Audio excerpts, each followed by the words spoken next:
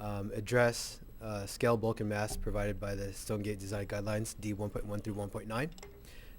It went to the September 18th meeting, um, where the applicant had a revised plan plan, and the commission did not feel that these changes were significant enough to address those concerns of bulk, mass, and scale. And it was continued to the October 2nd meeting, which was the last meeting. At that meeting, the applicant came back with revised plans. They reduced the overall height, and they did that by lowering the second floor ceiling height as well as the roof pitch. They also reduced 115 square feet on the second floor by reconfiguring the stairs and the bathroom on the bottom floor. This reduced the mass on the second floor by 4 feet 7 inches, and on the front elevation.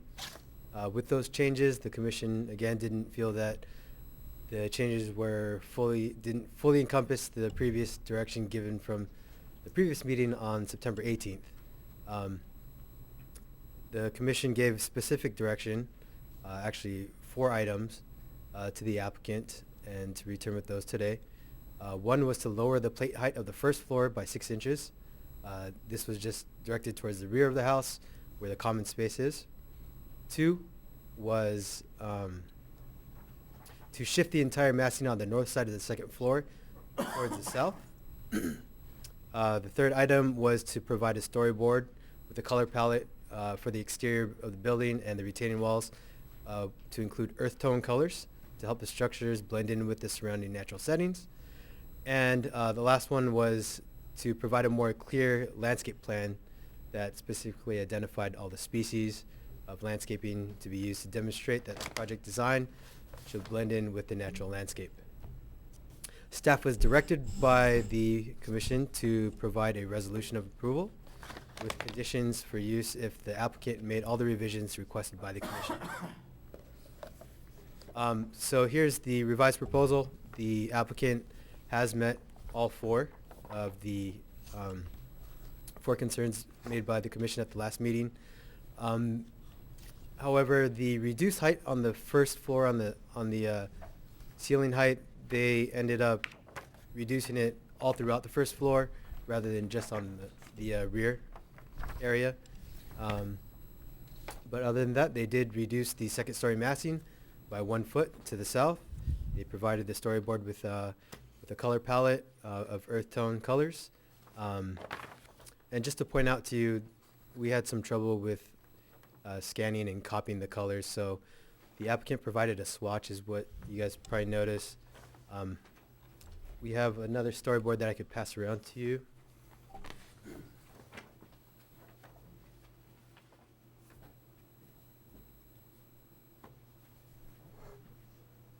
That color palette might be a little bit more legible. The applicant also has alternative colors if you feel that the proposed color is not doesn't meet your requirements for earth tone. Here's the site plan. Not too much has changed from the last meeting. Here on the first floor, again, nothing has changed that you can see on a floor plan. However, the entire first floor has been lowered 6 inches. Originally, the planning commission requested that just the rear portion be lowered and the front portion could stay where it was, which is 6 inches higher. However, they decided that they would lower the entire first floor plate for structural reasons. And on the second floor, here you can see by this dotted red line that they pushed the second floor massing to the south by 1 foot. Basement floor plan has not changed. And here are the elevations. Here you can see the side by side. The original house came up to 24 feet 9 inches, with the reduction being presented to you today is 22 feet 7 inches. Here's the west elevation. Here you can see both the first and second floor are at 8 feet 1 inch. And the east elevation, which is the rear, south elevation, which you would see coming up Baldwin Court, and the north elevation. So with that being said, tonight the commission must determine if the new design changes adequately address the requested revisions from the last meeting, October 2nd. which address the appearance of scale, bulk, and mass as provided by the Stone Gate Design Guidelines, D 1.1 through 1.9. Your alternatives tonight is to approve the application for Hillside Development Permit 1201 and Conditional Use Permit 1208 pursuant to the Resolution 13-04, deny the application, and provide reasons the findings cannot be made and direct staff to prepare a resolution for denial, or continue the subject project and request further information. Staff seeks the Planning Commission's direction regarding the project. I think there was an error on the slide that showed, I think the height of the first floor is 8 foot 7 inches, not 8 foot 1 inch, did I? Yeah. Oh, I'm sorry. That should be 8, yeah. Yeah, That's correct. it's 8 foot 7 inches. Thank you. As usual, the applicant's here to answer any questions, and I'm here as well. Thank you. Thank you, Derek. Is that the same area on the second floor? Just the first floor? Second floor, 8-1? The second floor is 8.1 and the first floor is 8.7. 6 It's a check. inches. Yeah. All right. We go ahead and, does the applicant want to come up and add anything to the, Good evening, Presentation. Good. Commissioners. I just want to say that we did everything you asked for and complied with all 4 of the conditions. At Derek's request, I brought lots of color chips. But actually, I think that the color we selected, we thought carefully about, even though it's not typical of the Spanish colonial style. We thought about the color of the dried grasses and brush and the color of the sand, the sandy soil, basically. And we selected a color that we felt was in keeping with that. And you can probably see in the color board how much darker that is than the original, basically white color. So, but if you wish, I have lots of colors here. Otherwise, I'm available for any questions. Adele, do you have a larger piece of that color? Or is on, what's on there? It's on the board. In your book, you don't, you It's all probably cut it up? Okay. We cut it all up to make, We got. Yeah, all these. yeah. Okay. Do you have any questions for the architect? I think we're Okay. good. Thank you, Adele. Thank you. All right, at this time, let's open it to public comment.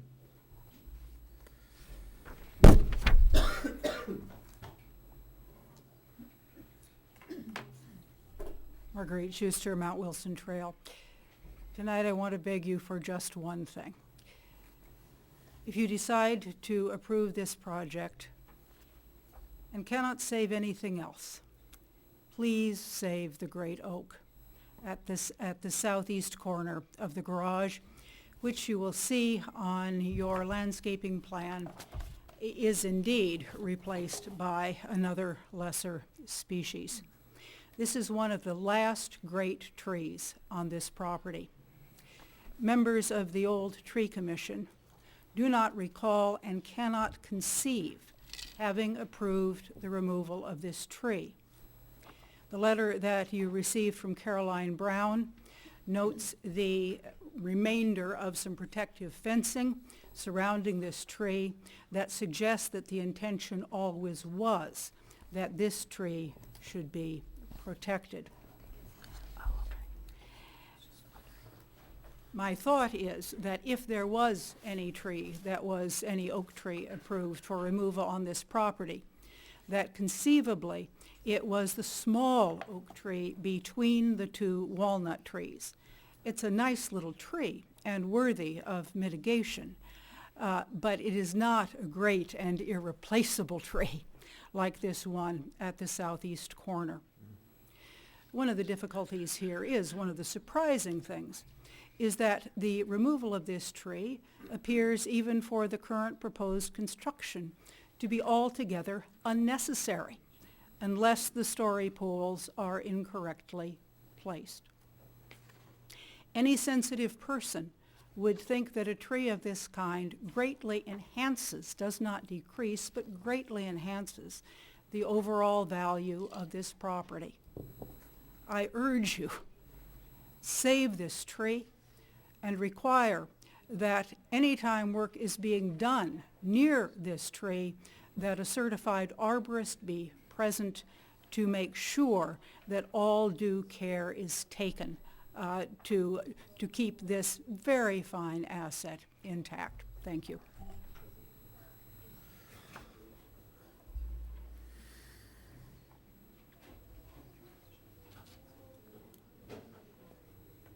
Good evening, Terrell Willis, Carter Avenue. Please listen to Marguerite. The transitive property of equality states that if A equals B and B equals C, then A equals C. The settlement agreement calls for adherence to the Hillside Management Zone Ordinance, and the Hillside Management Zone Ordinance calls for adherence to the general plan. The general plan requires development which is designed to be sensitive to the environmental nature of the foothills and development sensitive to the unique characteristic found in the hillside areas in the city. This project is not in compliance with these fundamental principles. It is neither consistent with nor serves to implement the general plan and specifically those general plan goals and policies that pertain to hillside development. If it is approved, this is what we will have on all of the lots, houses that violate the general plan. Thank you very much to all of you for your service.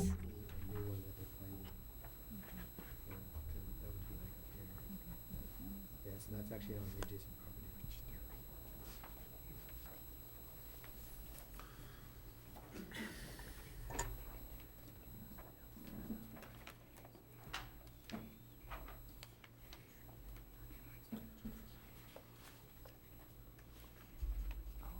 All right, we will close the public portion and bring it back to the commission here. You might want to clarify that. Letitia, do we have any information Yeah. about that tree? Yes, the oak tree that is mentioned is a tree that is on the adjacent property immediately to the south. And that tree was approved for some trimming by the tree commission. So it's not a tree that is being removed on the property. So the oak tree's not being removed. Correct, and it's not on the property. It's on the property to the south? To the south, correct. Okay. It's right next to the garage. Well, I'm looking at the survey here, and it shows it on the adjacent property, so. I mean, that doesn't mean part of the canopy isn't on the property, but So it's not destined to be removed Correct. for this project? Correct. Okay, thank you.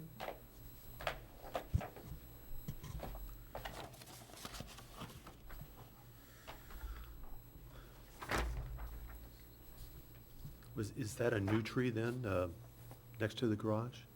This one, Tijuana? yeah. Yes, that is part of the landscaping plan, and it's one of the trees that are being added. Okay. Correct. so it looks like though from these two plans that it's gonna be planted right under the canopy of this oak tree. I mean, this, Yeah, it does.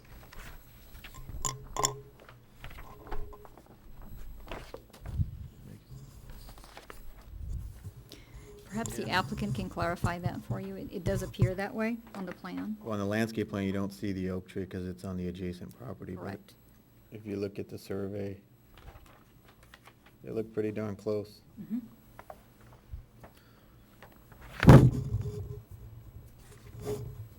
Yeah, and I believe there's gonna be a catch basin where they plan to plant this new tree. We'd be happy to move it in. Okay. It just might not do very well, and it might not be good for the oak tree. I mean, that oak tree going out there is fairly large, so it's got a deep canopy. I mean, I guess, yeah, you can move it in. I don't know how far you'd have to. Or not plant it at all, is it critical to the landscape? It's not critical, right? Doesn't seem to be critical. You can condition, if you choose to move forward with the project, you could condition that that particular tree be removed from the landscaping plan, if you wish. Yeah, I don't know. Personally, I don't see how you're gonna plant 2 trees there, and you probably won't get it far enough north where, if indeed that oak tree's canopy stretches as far as the new garage. And besides, seems redundant. yeah, and the new catch basin and sewer line that is depicted on the Civil. grading plan would interfere with where the tree's gonna be planted, and I think would also impact the oak tree. So I'd like to see something in regards to the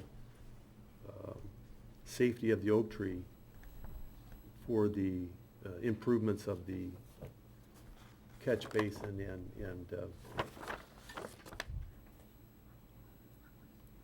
and sewer line. Yeah, you're looking at the civil, right? Yeah, C1.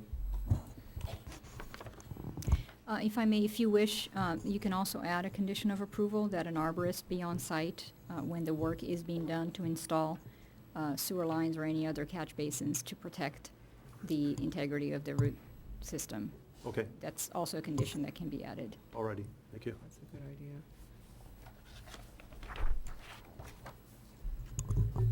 Okay.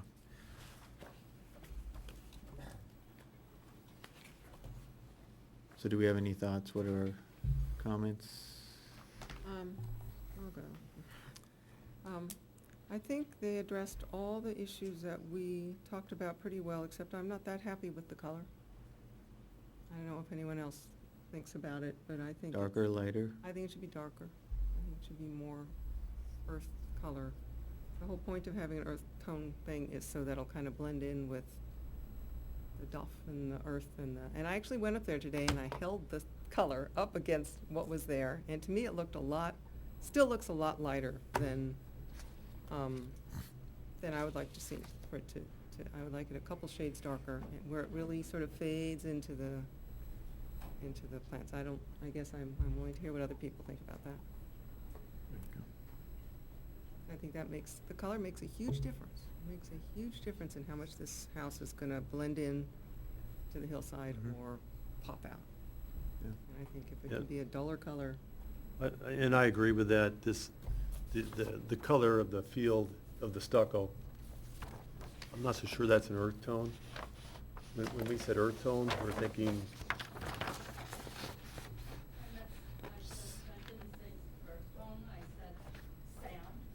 you said sand?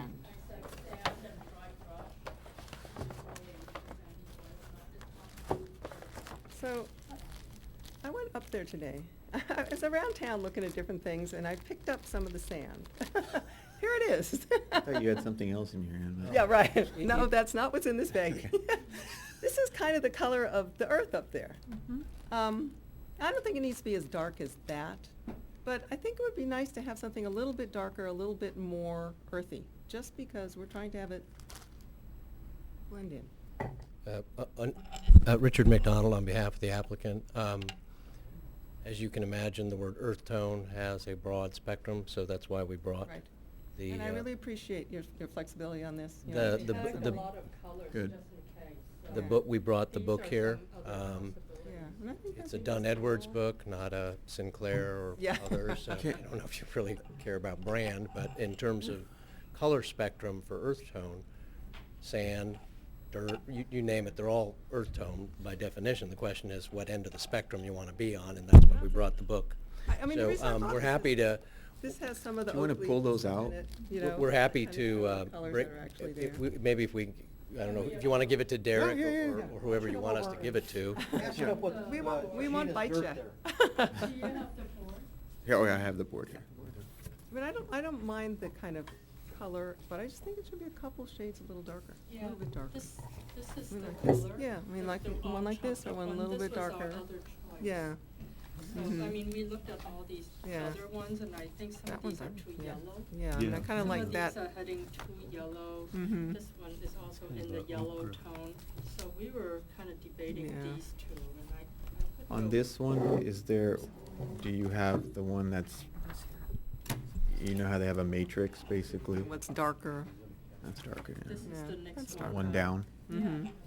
Can I offer a suggestion? Just a suggestion that I've done on many other projects. Experience has shown that sometimes when paint dries, it dries a different color than these little swatches from the paint Definitely store show. So personal experience on my own home and then on projects, sometimes it's helpful to, once part of a project is up, pick out the 2 or 3 colors that seem to be around which a consensus is forming, paint them, and have a couple of commissioners or staff people or somebody come up and look and see, well, how's it looking, how's it drying, and so you actually physically see it. On a hotel project I did in Pasadena, they made us paint 4 colors on all 4 sides because of the way the sun moved and the way it dried. And I was actually surprised that one of the ones in a book similar to this by a different company that said gray actually dried kind of purple on one side and kind of blue on the other. And the representative of the paint company told us it because it depended on how much sunlight hit it while drying. So then we got into sort of technical issues about when to actually be looking at these things. Well, But anyway, it's a suggestion. I think a good idea would be a condition basically saying, I mean, a mock-up that has to be approved, color mock-up. And usually what you do is have one up, one down, and this guy right in the middle, and usually do it on the south facing and north facing or something where Right, you get exactly. two. West facing. You get- In this case, probably. Yeah, Southwest. southwest and. Exactly. That's again, I mean, and it makes it easy for people to actually see it, where it's going. Plus, I know colors, and they look different at every time of day. Yeah. So that, They when, do. when the light is shining bright on it, it looks a lot lighter than in the evening when the light is blue, and so there's a great variation. But I think when the light is shining bright on the current color, it's gonna be too light. And I think somewhat darker will just, it would help it to blend in, which is what we're really, yes, you know what we're looking for. Right. And I'd be willing to have a condition like that, we can go look at it and.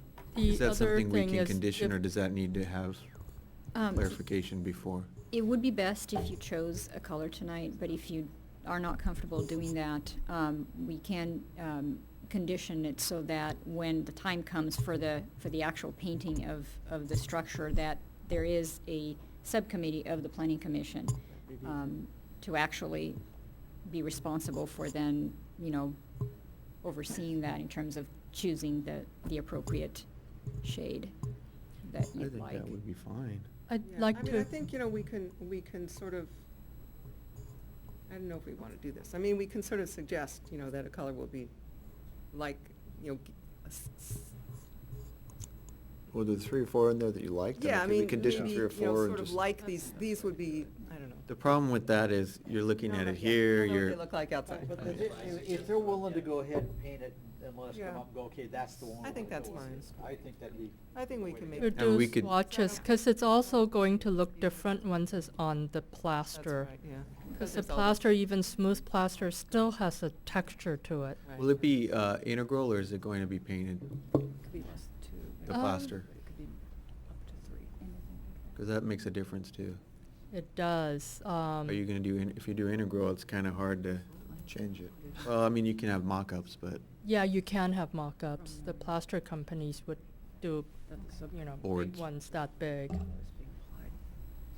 Does that also mean we'd be codifying one color for this house? Or, and that's it? it's for the one life of color, the for the house? plaster, it's one. The life of the house, right? So if the patient, if the client wanted to repaint it in 20 years, they have to use the same color. That's another condition of approval that you can impose, which is a covenant recorded against the property, prohibiting, that would run with the land, prohibiting a lighter color to be used in the future. I don't- You know, unless there's a way to peel back the, if there are existing CCNRs on the property, and if the developer still has control of the CCNR document, another way to do that is to put that in the conditions, covenants, and restrictions, the color, and have the housing homeowners association be responsible for overseeing that. So either way. I don't think we need to be so rigid as to say it has to be this exact color forever, but I think it needs to be in that color, tone, and palette. Well, I was gonna suggest So that that, someone doesn't come we and don't say, want "Right, all no." the houses necessarily painted the same, and I'm sure you Right. don't. Right. So if we go up there and the first one's this color, we have some leeway up and down, I would think.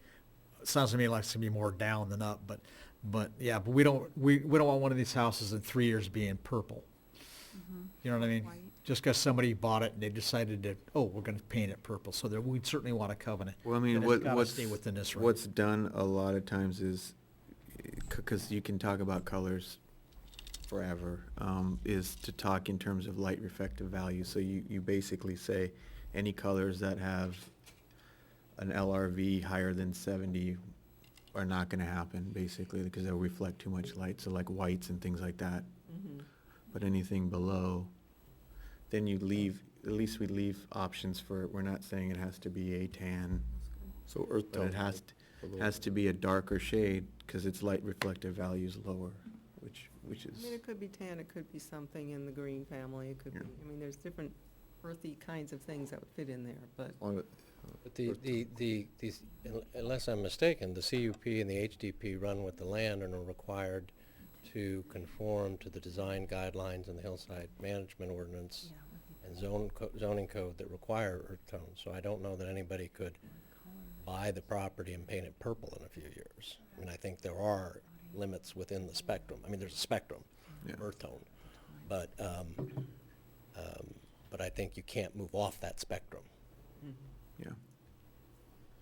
Okay, well, so then I think we can condition that. Okay. If I may, regarding the colors, if you can agree on a few tonight, and then leave it up to appoint a subcommittee, 2 or 3 members, to then actually, when it's actually, being tested on the walls, to actually be available to make that decision on site. And that would be a condition of approval on your resolution. I guess we gotta bring the color. I mean, the problem with that is we can spend 45 minutes with Yeah. that book, because they've tagged, like anyone would. So I think the best case to do is, I don't think we had a problem with this color, just the shade. Yeah, it needs. So to if be there's any darker. way to tag, usually in the book, there's a matrix, there's a darker. Mhm. Yeah. I would tag the 2 darker, Mhm. the 2 shades darker than this, and those would be the 3. Is that the one? Okay. We can look at this, and I then think those. that's fine. The chair's point, though, about the light in here and all that, and how it looks outside and how it looks all perfectly correct. And so again, if you want to So, have us do mock-ups, or if you want to have people come out in a subcommittee, we're fine with that. I mean, I get the lighting and the whole issue. I think we'll do is, we'll have that, and then what we'll do is we'll narrow it to 3. this and 2 alternates that are in this family, basically, darker, and then we'll go from there. But that's good. I'm happy with that. Okay. Commissioner Buckles, anything? No, No? nothing else. Okay. This side? No. No? Kevin, No, I'm fine. you're good? Okay. All right. Here, I'll pass these down this way. All right.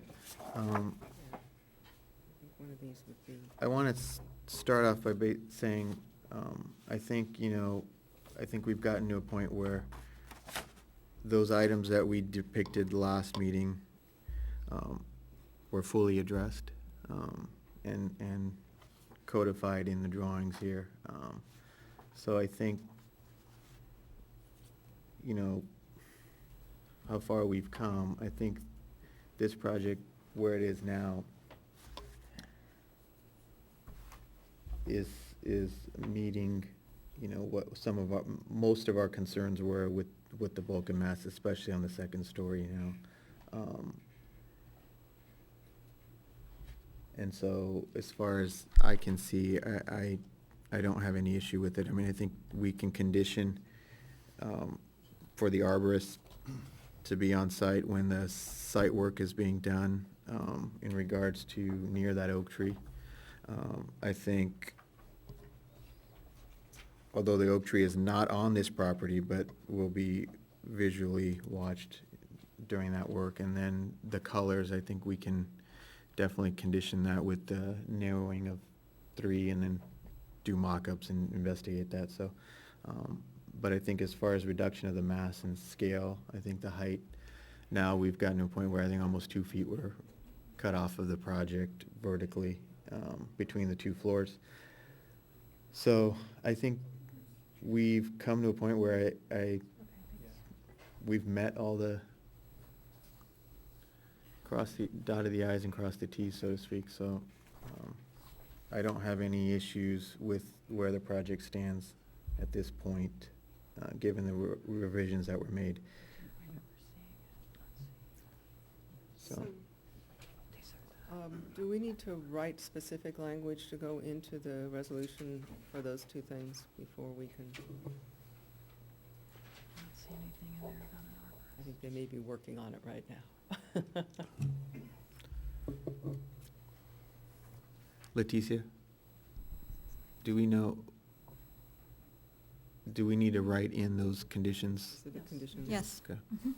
So do we need to give you specific language, or do you want to give us specific language, or? I mean, the one is about having an arborist on site when they're working, and I don't know how you know, when they're working in the area that could affect that tree, which is, I guess, under the drip line or something. Is this one Mhm. potential pay for? Yeah, from the drip line. City's choice Yeah. to Drip line to that ensure tree. the health of Yeah. the roots and canopy of the It's a catch existing basin. on the adjacent lot at the southeast corner of the property. Does that work? That's good. Let's try this on for size. Here's, regarding the arborist condition. Applicant shall pay for an arborist of the city's choice to ensure the integrity and health of the roots and canopy of the existing oak tree on the adjacent lot at the southeast corner of the property. And I think I left out, during the construction of the infrastructure and structure. Mhm. Does it say to be on site to? It's, yeah, applicant shall pay for an arborist of the city's choice to oversee construction of infrastructure and structure on the property in order to ensure the integrity and health of the roots and canopy of the existing oak tree on the adjacent lot at the southeast corner of this property. I think that's fine. Yeah. And then the second condition was about the colors. Let's see. We have the colors over there, specific color selections to choose from over here, so. Maybe they will. I think the other item too was the tree, that's the proposed tree All right. should be removed or relocated Which one? to a satisfactory location, that's, Okay. So, And I think it's both to protect the oak tree yeah, I don't, and also Right, right. so that that tree will survive, because if it's in the shade of the oak tree, it probably won't make it anyway. yeah, I don't think you, Well, you also don't want to be watering a tree under an oak tree, because that's bad for oak trees. yeah.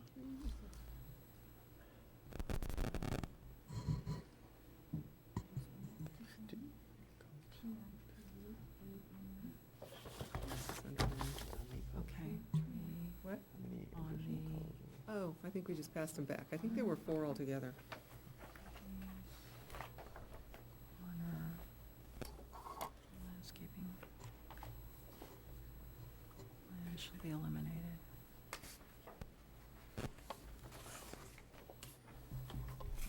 Okay.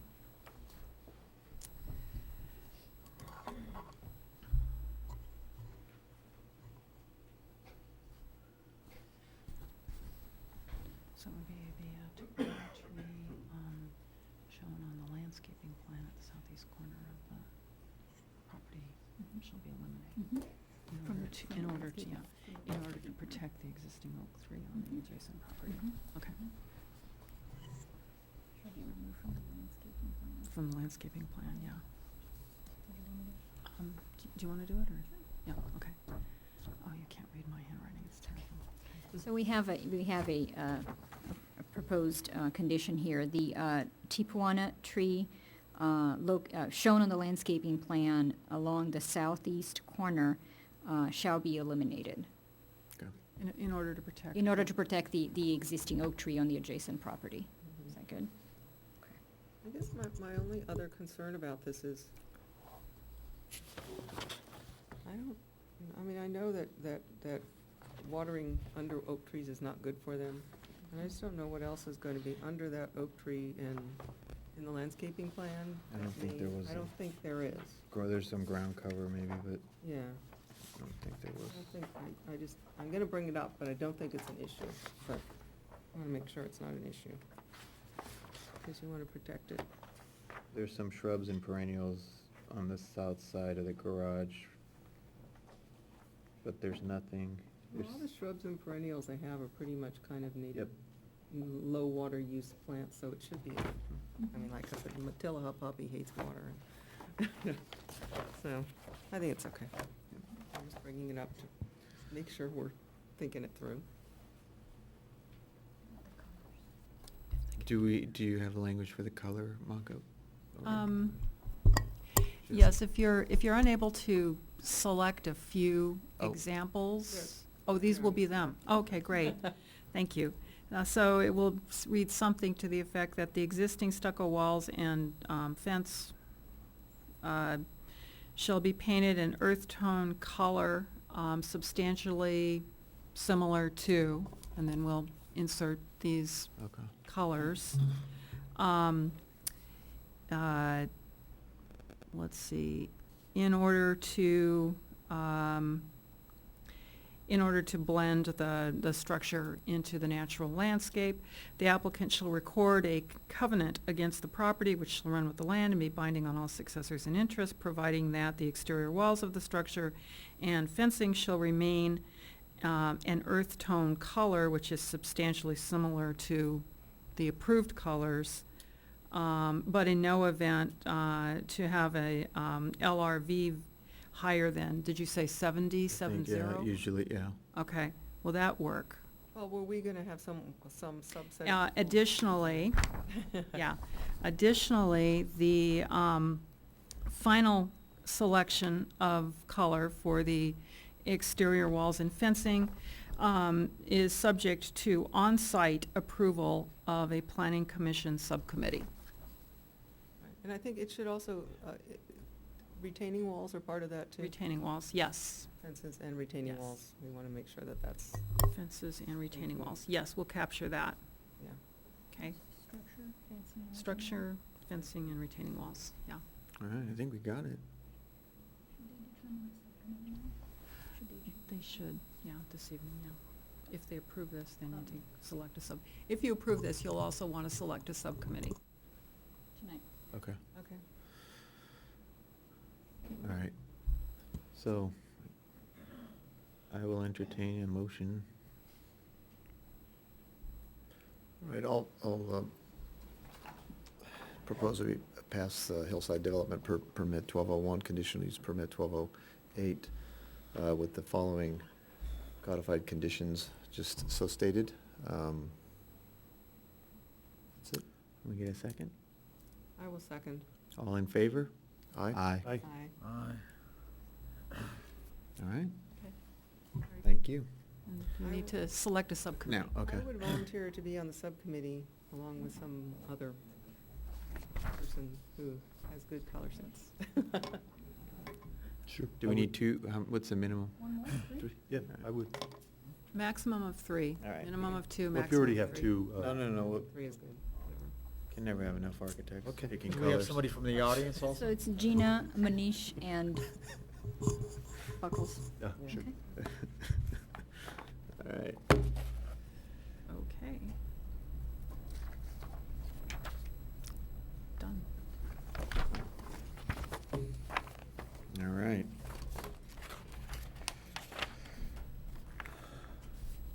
now we get to move on to our second item on tonight's agenda. Conditional use permit 1302, Need to. 177 Merrill Avenue.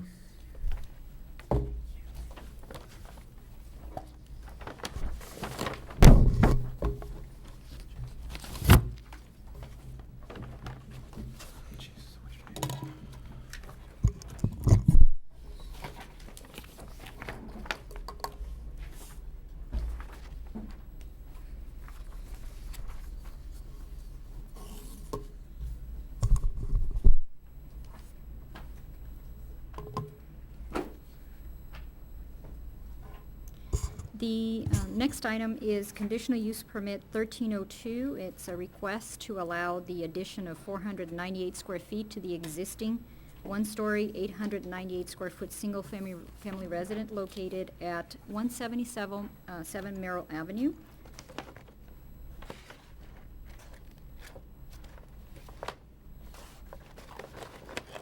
The property is a regularly shaped lot located along Merrill Avenue, and to the south is Highland, to the north is Laurel Avenue, and further to the west, I'm sorry, to the east is Mountain Trail Avenue.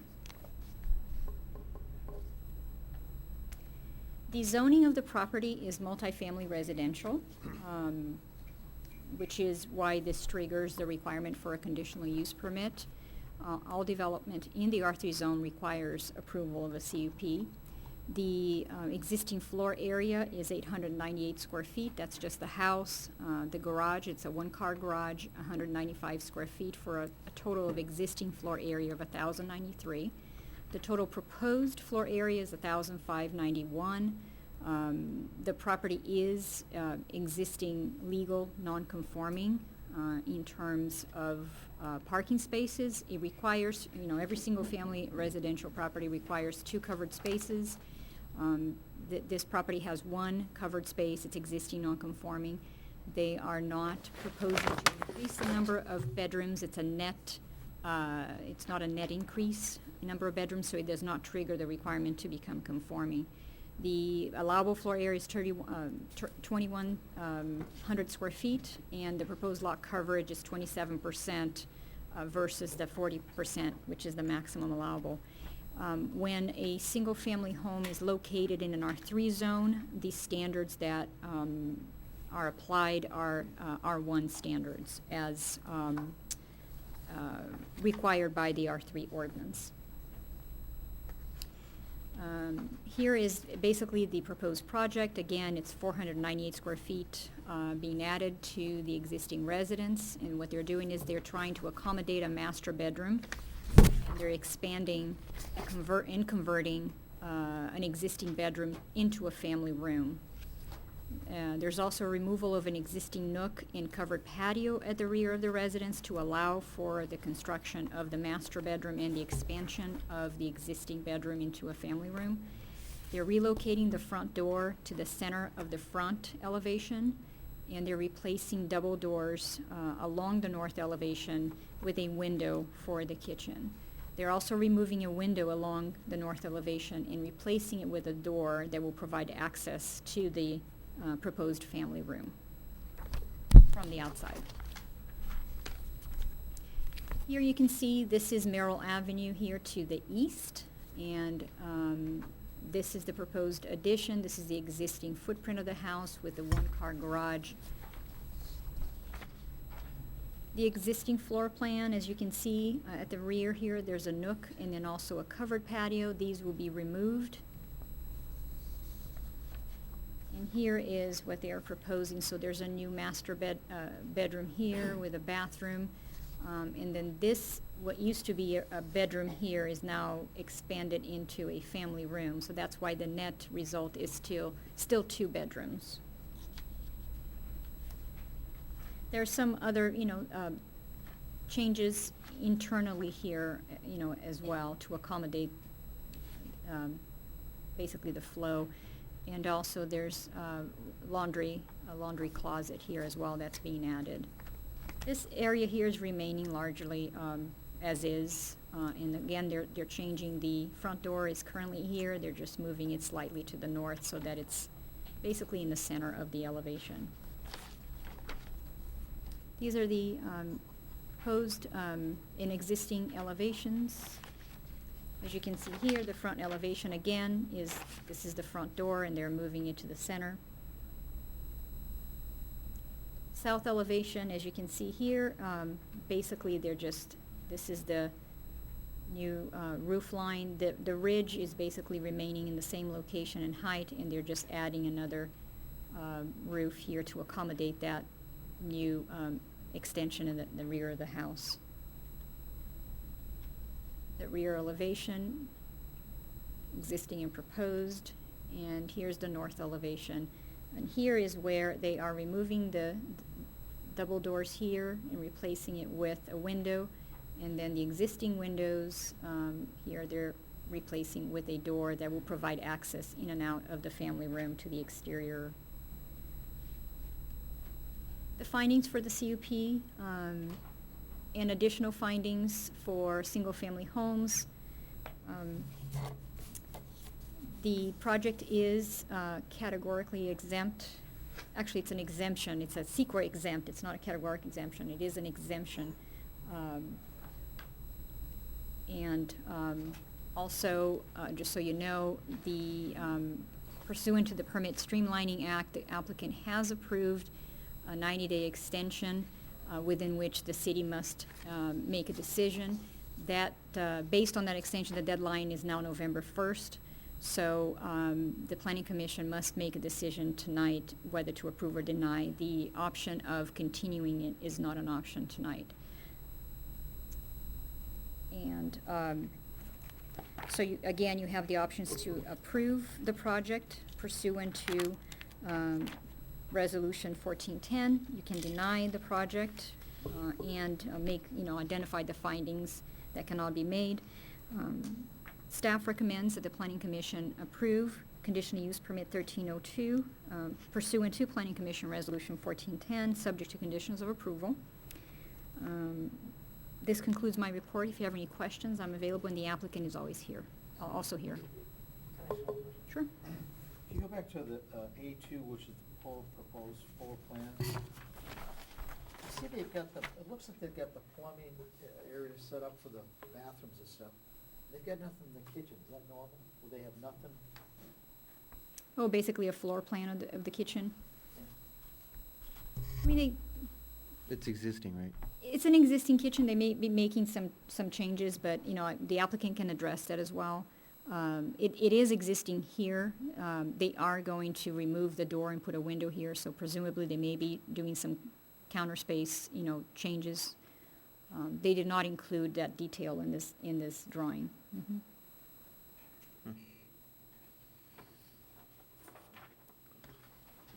But it does exist in that location currently. It's usually a good thing to see, though, on the plans. It should include that. There's on-site uncovered parking for, There is a one-car garage. there's one car garage, Mhm. and is there additional on-site parking in the driveway or something? I mean, is there someplace to? The driveway is available, although driveway is It's does not comply with required parking. Right, But they could park a car in the driveway. Yes, there. In reality, yes. Yeah, Yes, in Yeah, reality. yeah. yes, there is. Because the enough- garage is also set back from Right, the yeah, face of the house. I was there today, so. Now, on that same issue, because there's no net gain of bedrooms, Correct. that the non-compliant parking or the grandfather parking can stay as is? That is correct. Okay.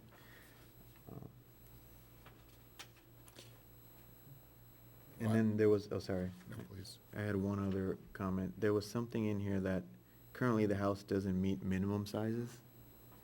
Minimum square footage? That's correct. It's under the minimum square footage required in our R1 zone. So for actually single- by adding on now, It they becomes meet the minimum compliant. threshold? Correct. Just 1250 or something? I believe so. It's in one of the findings. It's 1250. That is correct, 1250. Mhm. Yeah, it's 11 something. I was surprised to learn that there was a minimum. Yeah. Oh, it's good to know. 98. Are you at? Just a procedural question, why is time of the essence here? Why are we getting it so late? Because the Permit Streamlining Act requires that the Planning Commission makes a decision within a certain period of time, and the applicant is allowed to extend that by 90 days. This application was originally submitted in March of last year. The applicant was working to make corrections, and as you recall, they came before the Planning Commission. Well, there was a letter submitted saying. Right, they requested a continuance at the June 19th meeting because they were not ready to present a drawing. They needed to align, they decided to make changes to align their budget with the cost of the project, as it became clear that it would be more costly, what they were proposing was more costly than they could provide for. So they asked for a continuance, and so that 90 days extension is now pretty much at the end, and they're not allowed to extend it any further, so you have to make a decision. I get it, but we didn't get to look at the project then, so why, I don't understand. What if we wanted to make some suggestions? You could condition, if there's something that you would like to condition, you might want to do it that way, but you're not allowed to extend it, and the applicant is aware of that. So in the case of these streamlining act things, they can put it off as long as they want, but we can't add any on to have more time to look at it after we get it as a late date. That's just how. You can get it in the 89th day and.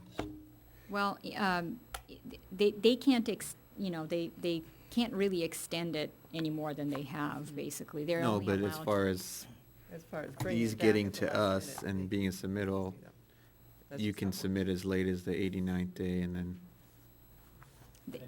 If they're within. Our option basically is take it. Or turn it down, yeah. Restart the process. Hmm. I could see that being an issue on a project. Mhm. Okay. All right. Can I protest? I don't like the process.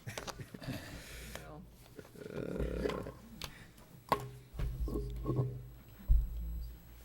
Okay. All right. thing. Do you have anything else for Leticia? Okay. Do you want to hear, no? Do you want to hear from the applicant? Come on up. Well, I do want to apologize for, I guess, the process in terms of timing, but I guess I got carried away with the planner in terms of you start with a small expansion, then they suggest more things, and by the time you're you're done, it's turned into this big project that you really were not intending to do, and then you look at the cost and it's way above budget. So that was the main reason why we asked for a continuous to kind of scale it back to where it would fit, I guess, the original budget and my budget. And to answer a couple of your questions, the kitchen, we're not really doing anything to it where the French doors are. It's really just to add some counter space in that area. And then with, I guess, the other question regarding the parking space in front of the garage, there is sufficient. We currently park in front of the garage, so that's not a problem. And I know it doesn't count for a space, but it can be used as a space. Right. Keep cars off that kind of narrow street that you live on, that house is on. And it's a small house, and the only thing I'm trying to do is make it a functional, I guess, small house still. It's not going to be a very big house. And I think that will add to the value of the property as well as to the neighborhood. How old is this house? It was, I think it was built in the 30s, 20s. So, but it's been a functional house since the 30s. Okay, just wanted to, okay. It's a small cottage. Just want to make sure you didn't build a small one 2 years ago and decide it wasn't functional. No, This no, has been a functional house since the 30s. Yes, back then it was pretty functional. Okay, yeah. Now it's not.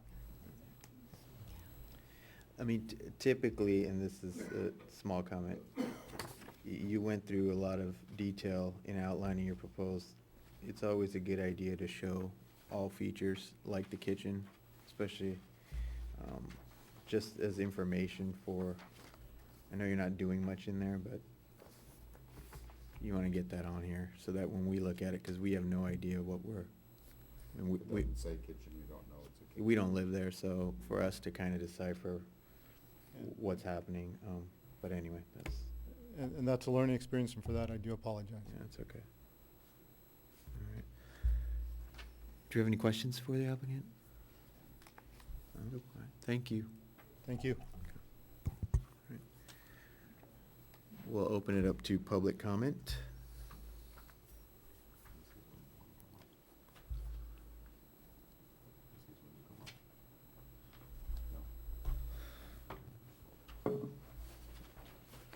All right. Not seeing a rush to the podium, we will close public comment, bring it back to the commission. I'd like to start off by saying that for the first time in a while, this proposed project reflects the scale of the neighborhood in which it is proposed, actually truly applies to this, to the addition onto this house, and it's a real pleasure to see a house that doesn't look oversized, that isn't going to appear oversized for the neighborhood Yeah. with the addition that's put on. It's I appreciate that. Yeah. And I agree with that, in that this seems appropriate for the size of the lot. And I think the design looks good. I think it looks good. Yeah, it's particularly under-ambitious, but, you know, it's the first time we've had somebody talk about having a budget. Most of us probably can understand, so it's understandable and, I guess, commendable on both ends. It helps us out both ways.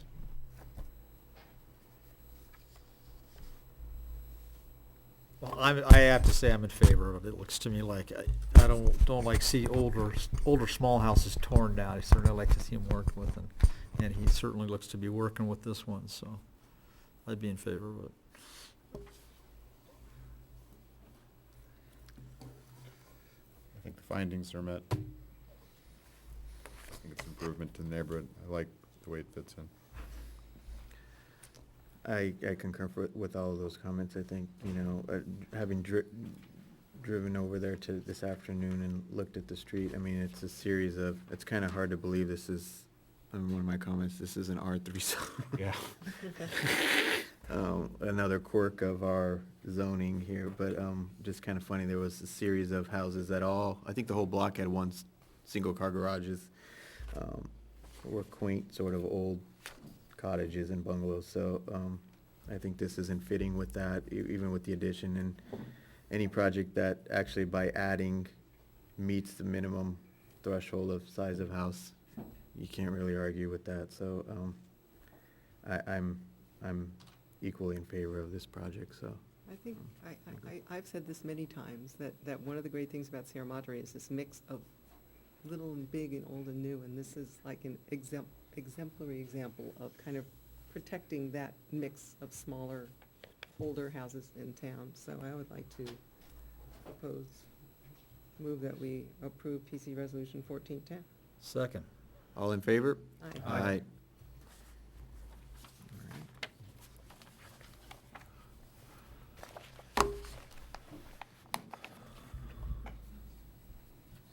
All right, moving along here, we will go to the third item, conditional use permit 1404, 122 North Baldwin Avenue.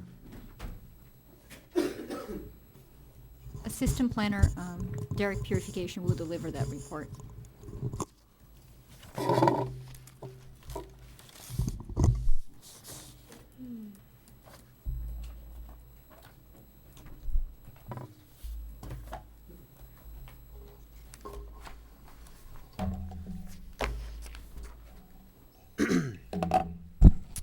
Good evening, Commissioners and Chair again.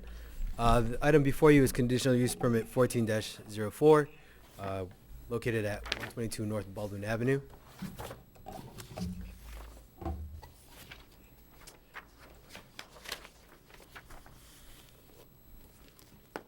Some quick project information. The applicant is proposing to legalize a 1,752 square foot residential unit. This unit is located in the basement level of a 4,500 square foot commercial building. The first story, or the, I guess, ground level, is currently being used as office, and the second floor is currently being used as a salon. The zone and the land use designation are both commercial, and the property is surrounded by both commercial to the north, east, and south, and then across the street on Baldwin is institutional, which is Bethany School. Physically, the site slopes downwards towards the south and the east, which exposes the basement level along the south and eastern elevations. There currently are 12 uncovered on-site parking spaces, and the proposed unit, there's a typo, the proposed unit includes 3 bedrooms, 2 bathrooms, kitchen, living/dining room.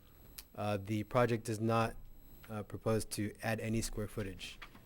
Pursuant to municipal code, CUP is required for residential uses other than on the ground level, which are consistent with standards of R3. The applicant is also requesting an alteration of some of the R3 standards. Those include setbacks, lot coverage, patio area, common area, refuse storage or trash, and off-street parking. Pursuant to code, alterations to the R3 standards may be permitted pursuant to the approval of the CUP. Here is the site plan, Baldwin Avenue here on your left side. The 12 parking spaces, there's 11 here on the south portion, and the 12th one is up here on the northeastern. Here's the actual building. As I mentioned, the site slopes kind of south and towards the east. Here is where the basement is exposed. Sorry, this is a little light. This is what we had to work with, but this is the existing floor plan. If you visited the site over the weekend, you probably noticed that they're actually doing some construction. They had permits to basically structurally make things safer in the basement. Previously, I think there were 2 units prior to Alan owning the property. There were 2 units that were under code enforcement, and things in there weren't really up to code, so they got permission and permits to actually shore everything up and make everything a little bit more structurally sound. This is what they're proposing. As I'd mentioned, 3 bedrooms, 2 bathrooms, the living and dining room, and the kitchen. The floor is actually going to sink down. Is it about a... We're hoping to get to almost 10-foot ceilings, and existing we're a little under 8, so we're almost 2 feet. So they're lowering about 2 feet the floor to get taller ceilings. They're gonna excavate what's there now? Yes. Concrete. So. Yeah. Okay, because there's not 10 foot now. There's not, no, that's Yeah, correct, I don't yeah. know if there's Those- 8 yeah, foot so now. they will be going lower on the floor.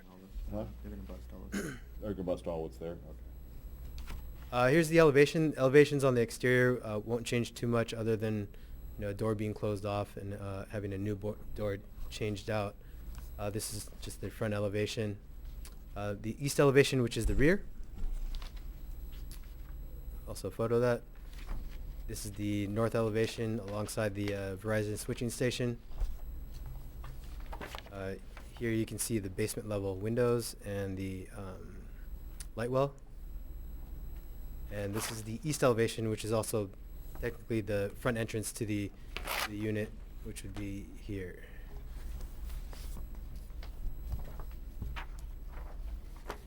These are the findings that were made. Staff was able to make all the findings for this project, and we do recommend that the Planning Commission approve conditional use permit 1404 pursuant to resolution 14-15, subject to conditions of approval. If you have any questions, I'm here to answer any. The applicant is also here as well. So there are an adequate number of parking spaces, but they're not covered. Yeah, that's correct. Yeah, the office use and the salon use would actually require 9, whereas the residential unit would actually require 2 enclosed and 1 uncovered for Requires guest 3, parking. and there are 12 spaces there. There are 12. That's correct, but they're all uncovered. Thank you. So you're gonna knock out the concrete that's there, excavate 2 feet down, and then lay a new floor? So by the way, I'm Alan Graves. Hi, it's nice to meet you all. In answer to that question, the foundation work was really independent of the CUP. When I bought the building and inspected the foundation, I knew it needed to be done. And so both the foundation work would happen if I was doing nothing else. And the decision was made to go about the foundation work by putting in new pylons. And since we're digging in and setting new pylons and the existing concrete's getting torn out anyway, it's really just shovel work to get a proper ceiling height. And I said, yeah, since I'm going all the way down to put in whole new pylons, whole new support systems, why have subpar ceilings at that point? And so we're literally digging at, first we put in new pylons, they're about halfway through that. Once the new support structure is in place, then they're going to take out the old, dig down around the newly poured pylons. And So then will you step down into the unit from the outside? So right, as you come in the main door, you'll come to a landing. Yeah. The landing will look down into the main living area. The living area, the kitchen will be kind of one big flow-through great space. And that'll be exposed? And that'll all be open and exposed. I'm leaving the support exposed too. It's actually going to be kind of a period, look for the building. It's got a really nice existing fireplace I wanted to preserve, so we actually have a plan to dig around the fireplace and pour underneath it so that the fireplace, Just the one end? right, that's right. Is the fireplace original? That's right, and it's really what made me decide to keep it residential. The building was built in 1920, and it was the city's first hospital, and the space was originally dug out as the residence of the doctor who ran the hospital, and so it has a big, kind of pretty 1920 whatever residential stone fireplace in the middle of the room. And as I took over the space, I knew I was going to get the existing tenants out. I did not know, by the way, that it was an unlawful occupancy. That was a joy I picked up about 2 months into owning the building, right? And I was shocked to learn that you could do that for 10 years. These people had been there a long time. But anyway, I looked at it and I thought, really residential makes more sense given, what it was built for in 1920. It's got this pretty fireplace. It was kind of born to be a residence to begin with. So that was a residence for the doctor? And it's sort of a neat story. So the doctor lived under there. There was a doctor and a nurse assistant, and they had this giant kitchen, and there's a dumbwaiter inside the walls we found, and they would cook in this residential unit that was also the doctor's home and pull the meals up in the dumbwaiter, and they would appear in the upper level and get served to the patients. The main level is now my office. I, by the way, live 3 blocks. I live on Grandview at 60 East Grandview across from St. Rita's. So I bought the place so I could walk to work. My wife just had a baby, and I was like, I'm done driving. So my office is there, and yeah, as we were remodeling my office, the dumbwaiter was actually in the wall where they would pull the food up from the kitchen and the residence down below. There was a blue office and a pink office because there lived a lot of babies there. But that was the original space. But is your intent then to rent it out? At some point that'll happen. It turns out that when you have lots of family all around the country and a baby, what you need most is a guest house. So in fact, I doubt it'll be rented for about a year. I suspect that through next Christmas at least, this will be the visiting home of Graves family members. But one day, I suspect we'll turn to it for some revenue at some point, although not right away. So I've got a few questions for you here. Noticing your plan, I applaud you that you're going to put in an actual trash enclosure, but were you intending on putting it in front of your new bedroom and storage area? Yeah, the storage area is an existing storage area that was built obviously many, many years ago as a lean-to to the structure. So once upon a time, the exterior wall of the building, there wasn't a storage area, and it was built right onto the side. So the storage area exists, and it's a closet that's not contiguous with the building. It never was, and I wouldn't want to mess with the wall in between them, right? So you're going to put your trash unit. That's right. It's an apartment-sized trash dumpster. That's right. In front of the bedroom window and a door that goes into There that. will not be fenestration over the trash unit. If the plan shows fenestration, the answer is no. It will not. I do not plan to have a window view over the bedroom. That's not the only out-facing wall for that bedroom. We would put the fenestration facing on the other walls. That is the only out-facing window for that bedroom on your proposed plan. You've got a couple of windows from the bathroom, but putting your trash enclosure right here, blocking that, and then basically giving a nice view into your commercial trash enclosure. All right.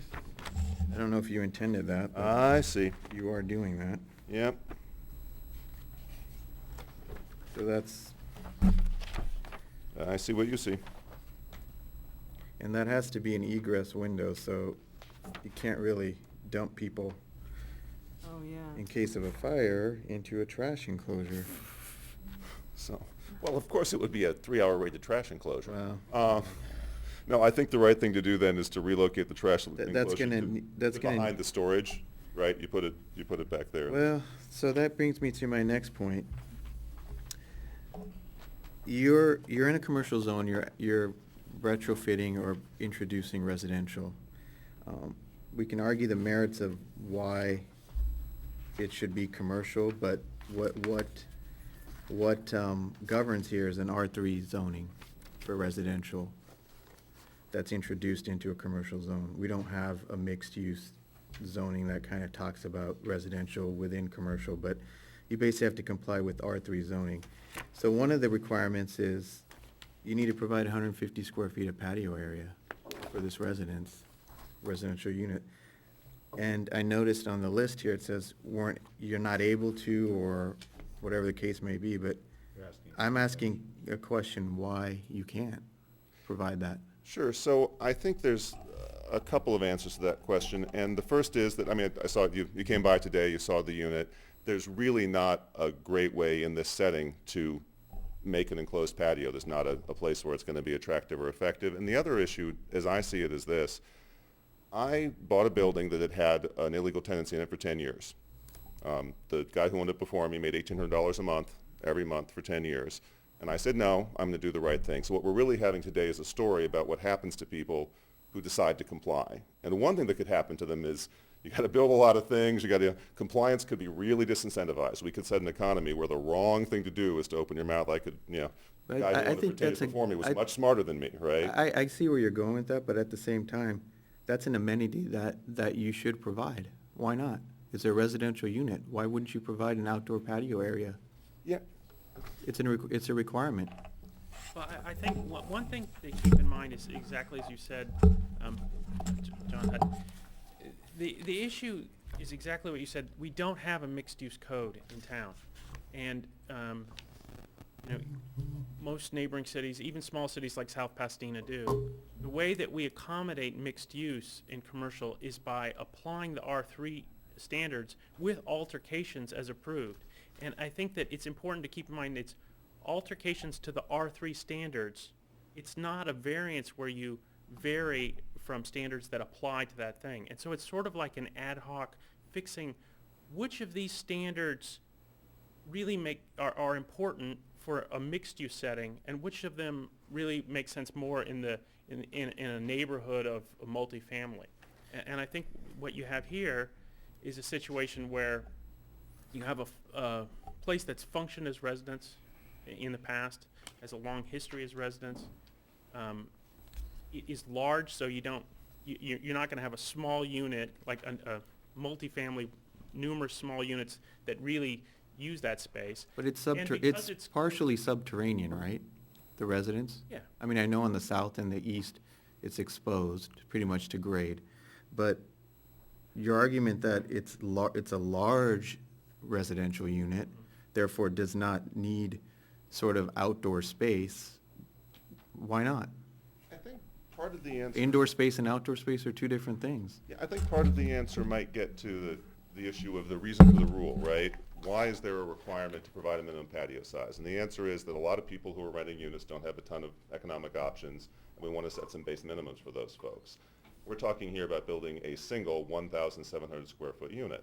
If I was trying to maximize income, right? If I was a developer, I'd build 2 or 3 units in this space. That would be the smart thing to do. And if I was that guy, yeah, maybe that guy should put in some patios, right? Because he's really here maximizing what he's getting. I'm looking at a unit that will someday be rented with 1,700 square feet, 10-foot ceilings, and if I can't find a tenant who thinks it's great to have that unit without a patio... That's not what we're arguing, though. It's not whether for market reasons that it seems great to have. It's an amenity that you should provide. as part of it's almost this unit is bigger than the house I live in. And so the point being, I would like to have some outdoor space that's dedicated to it. Why not? And I don't see a reason why, if you worked the plan that you have here, I spent a little bit of time out there, and I was able to come up with probably a location where you could carve out some space. I suppose, I mean, the answer is, obviously, one can physically do anything. I don't think altering the building in that way makes a lot of sense. Okay. I liked that I had a plan that kept the building just like it was on the outside. But your plan also had a trash enclosure in front of the window, so I mean, let's be honest here, like, you gotta, I think you gotta take another look at this, and there's several issues here that, you know, I don't wanna belabor the point, but I think that was one issue that I had. And the other is, you have parking here, but you're saying you're not able to provide 2 covered spaces, that are dedicated to the residential, and I'm trying to figure out why. And I know you can't provide a garage unless we made some concessions within the setback area here on the east side, I guess, behind the building there, but there's ample space to provide two spaces there. Yeah, I think there's 2 thoughts I have on that. One is, when we originally designed this plan, it left the building looking just like it was when I bought it, and largely like it had been throughout its existence. Staff asked that we add a trash enclosure, which we did at their request. And I don't like sort of causing, in preserving the original use of the building, all of a sudden we're tacking a lot of things onto it to make it look different, which seems counter to kind of overall what we'd like to do, right? I believe in adaptive reuse. I've got a unit that I'm going to make great on the inside without changing the exterior appearance. I think, yes, you're right, we could interpret the code to tack on a lot of things to the outside of it. I'm not sure that makes We're it not better. tacking on anything. These are requirements. These are not things we're just arbitrarily throwing on your project. No, I understand. So I take a little bit of, you know, affront to that. I don't think we're tacking stuff onto your project. And I think the perception that because you're reevaluating or bringing this up to code, that therefore there should be these concessions made. Well, that's one way to look at it, but I also look at if there's a possibility to provide the things that are required, why wouldn't you? Yeah, I think Why you're couldn't right. you? The question is, what do we want the economy of voluntary compliance to be, right? As you know, the city has a lot of unlawful units in it, and people make economic decisions about whether they're going to do the right thing or not. And today is a tale of what happens to the guy who shows up with nothing but his own idea and says, hey, I want to comply. And now we're going to see what are the consequences. And other people in my position will learn from that, right? What do you get when you decide to comply? Yeah, I mean, well, we're still asking questions, but I mean, I don't disagree with the onerousness of the request, you know, that we, I mean, I'll just give you an analogy to something that happened to me when I was in Long Beach, and I had a staircase that I inherited that was illegally built, and the kind of answer I got initially from the city was to put an elevator in my house. Oh. And so that's a kind of ridiculous, I mean, that was kind of a ridiculous example. You know, we came to a meeting of the mind, and I had to meet with the director of the department, which is no easy deal in that city, and got a modification, you know, which would have been easier in this city. But so, I mean, I'm sympathetic to what he's trying to do with the building. If you've got, I mean, the patio sounds like a good idea. I don't know about the parking situation, but I mean, if you have some place without carving into the building, and I don't know. Well, I mean, my point is that even in where spot 12 is marked, there's enough real estate there to get two cars parked. I mean, you couldn't get a garage in there, and I think, Leticia, you clarified part of that's because there would be no way to meet the rear setback for an enclosed structure. And you may be hard pressed to get a carport. You might need to agree to an alteration of as an encroachment of the rear yard setback if you require cover parking in that location. But that's again, an alteration that you could approve as part of the CUP if you wish. I mean, having walked out there, that where spot 12 is, there's a curb, I don't know what the curb, there was maybe a future structure or something that was gonna be built, there's a couple concrete curbs, There's a bunch of metal and, sitting there. yeah, Bars for sitting construction, there. but pacing that area, I mean, there's enough room to get 2 spots in there. Part of my reasoning with that is this really keeps the residential parking separate from the commercial parking. And right now it's commingled, and there's nothing you can do about the guest spot that's required, which, you know, you can argue is a little bit onerous to ask 2 spots in addition, and then a 3rd spot. But the guest spot would be the only one that would come off of the, sort of the parking bank on the south. And there's nothing you can really do about it, although you could relocate that somewhere as well. But the 2 dedicated residential that should be enclosed or covered could, if you took that area where spot 12 is marked on the site plan and took it all the way to the back wall or property line, in this real estate here, you probably could work 2 spots.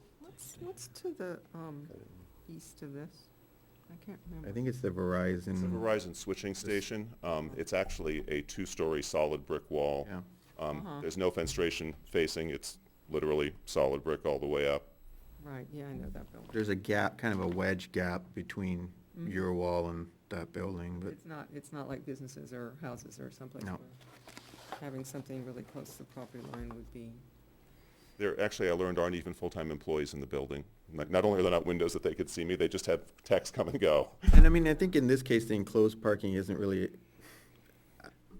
reason we have parking to be enclosed is so you don't see the vehicle, like you park inside a structure and you don't see the vehicles. But I think here, behind the building, it's shrouded anyway, and the structures around it is a large building with very few windows anyway, and probably no inhabitants, except a bunch of equipment. So I think it's a unique case in that way, but I don't see any reason why on surface there couldn't be 2 spots that are dedicated for the residential located there, Right.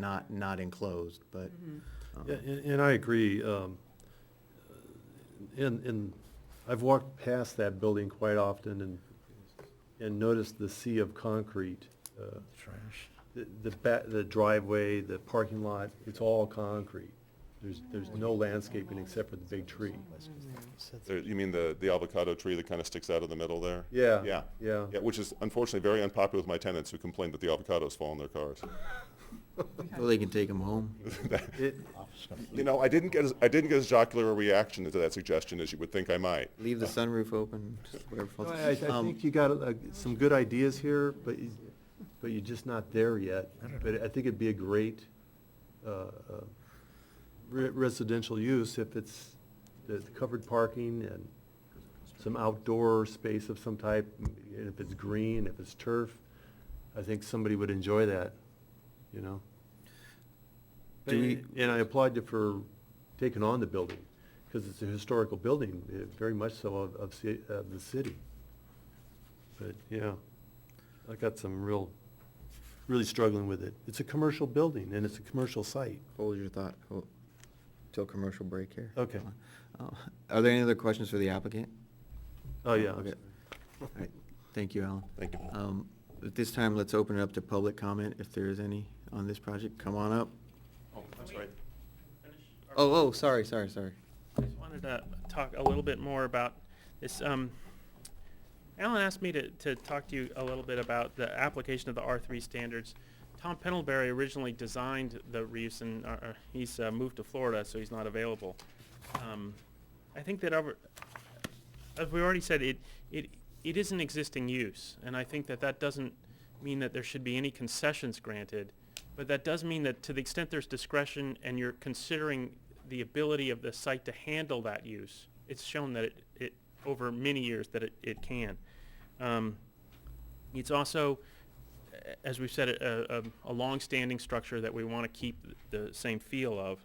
And I think the other main point is that these aren't concessions to rules that apply. These are alterations to a standard that doesn't really fit. And that may sound legalistic, but I think it's a really different mindset in looking at it. We have to think of what makes sense for a mixed-use project. And so I think, as you were saying, the issue of covered parking makes sense in a residential area because you sort of want to hide the cars. It's not such a big scene here, especially in a place where they are tucked behind the building. There is actually greenery on the south side. If you walk it, it looks like that greenery greenery belongs to the property to the south, but it's actually part of this property.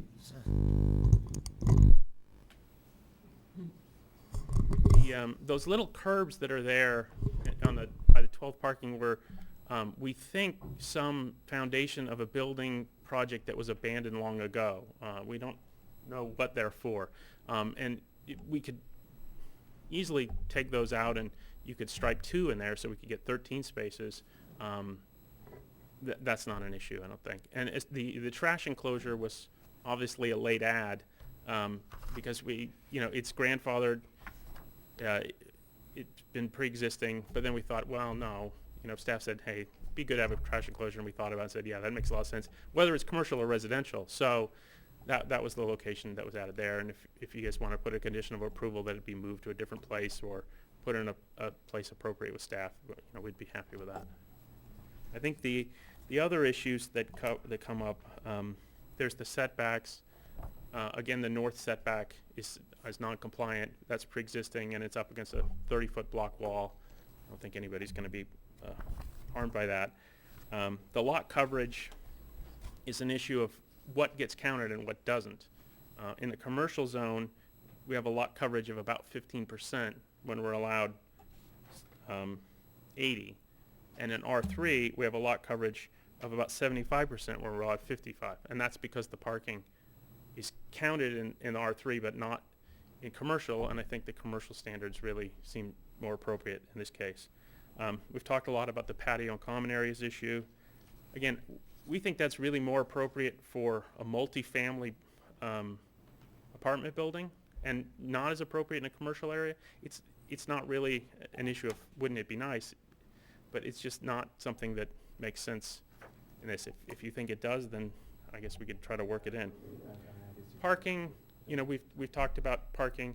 I think it's important to note that in the past, in interesting spaces, we've waived the covered parking requirement.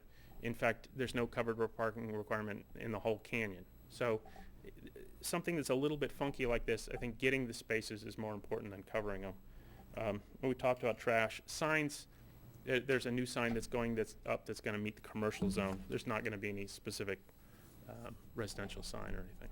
And was part of the process too to restripe or condition to restripe the current commercial parking? No, we haven't gone to that. The current parking, there's 2 spaces that are not compliant because they sort of go around the avocado tree. So there's one space that's really big that has the avocado tree, and then the ones next to it I think are 6 inches too narrow.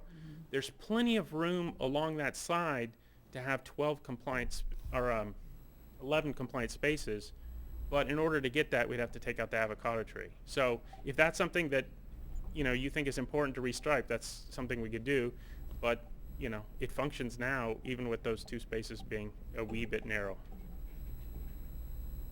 But they're also kind of striped really, funky, some of them. Well, yeah, I don't think there's anything in the code that says, there's the diagram in the code that talks about the angles and whatnot, but it doesn't say anywhere that you can't have some more angled than others. And again, I think that angling comes because of the tree, because you see if you start from the east, you have ones that are right angles to the drive aisle, and then you have that one giant one that accommodates the tree, and after that they get angled. So you could make the argument that if it's not striped regularly, there's also a potential issue of I parked the way the stripes dictated, and when I backed out, I jammed into the car next to me, and I had an issue. well, again, if I know it sounds silly, but that kind of stuff happens.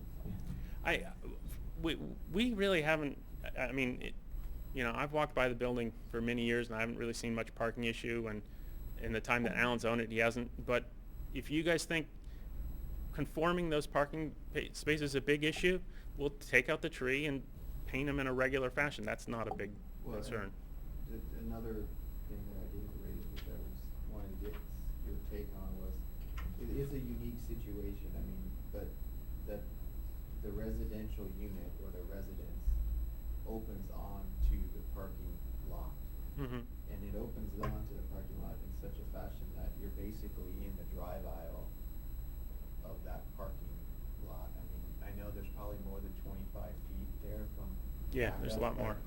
Man, you come out of those double doors and you're on the drive out, you know, and I'm wondering if there's any way to mitigate that by putting something there to demarcate kind of, this is the entry to the residence.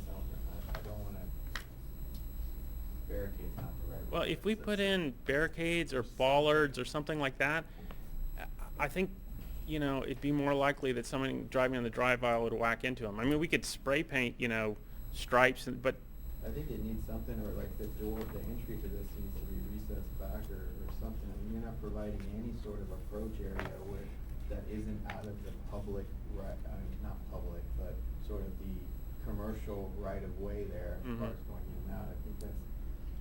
I think the issue with recessing is the goal was to keep the appearance as close to existing as possible. I don't know structurally if that's an issue.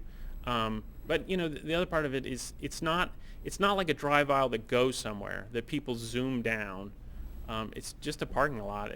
It hasn't, like I said, it's functioned as residential for many years. I know it functioned as office for a while, but when it was office, that was the front door then there as well, and I don't think there's ever been a problem. So yeah, it's a little funky, but it's Sierra Madre. Yeah. I think the other point I wanted to make is, as we look at these changes, the alternatives aren't just residents and no residents in a vacuum. If the decision's made that, if I made a mistake in complying, right, if I was a fool and the guy before me was smart, then it's commercial. And if it's commercial, you could fit an awful lot of cubes down there, and I'll rent it to whoever rents it. And when you're weighing what you want done here, it's not residents or nothing in a vacuum. It's residents or a commercial unit, and it's a commercial unit with many more cars. A lot of the negatives I'm hearing. For example, the door opens onto the parking lot, and 2 residents might walk in and out of the door every day. If it's commercial, 30 employees might walk in and out of the door every day. I submit to you that the residential use, lower traffic, lower impact, and just the residence itself is a mitigation of all the things that seem to be of a concern. It reduces, doesn't increase the volume for all of these situations. Maybe it, yeah. Maybe. Let's open it to public hearing. Come on up.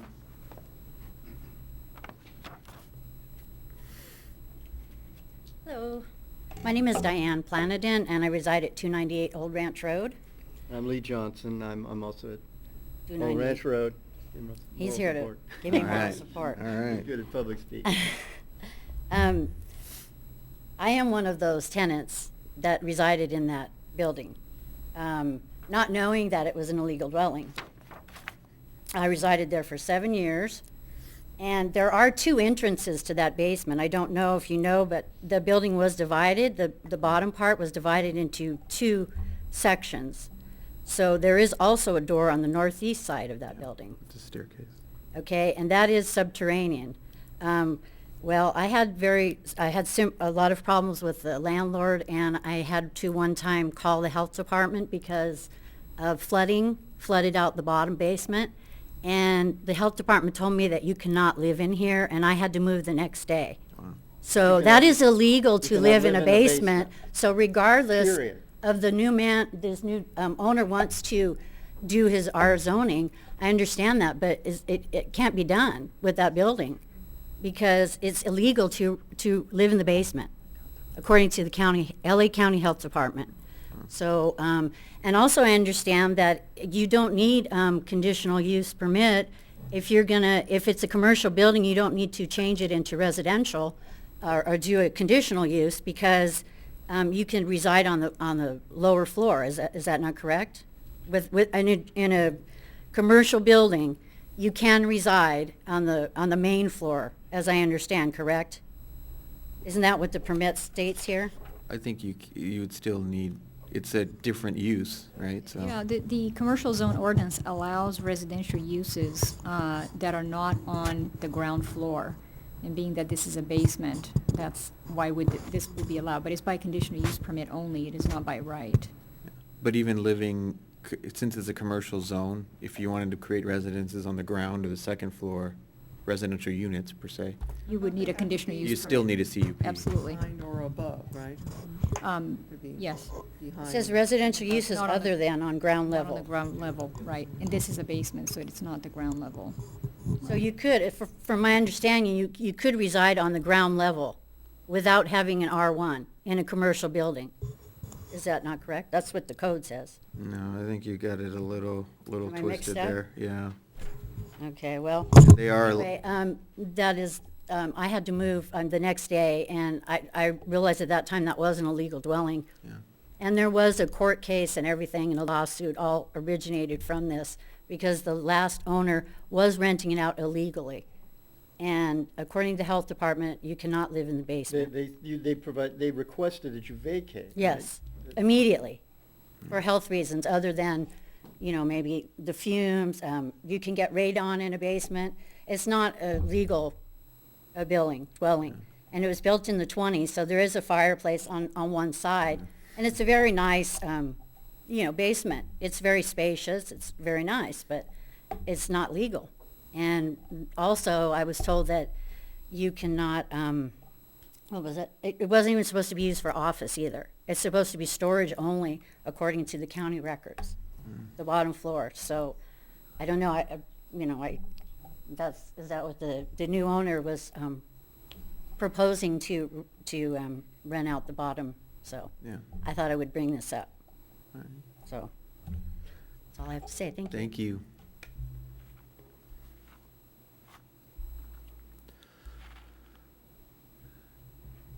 Do we have anybody else? All right, we will close public comment, bring it back to the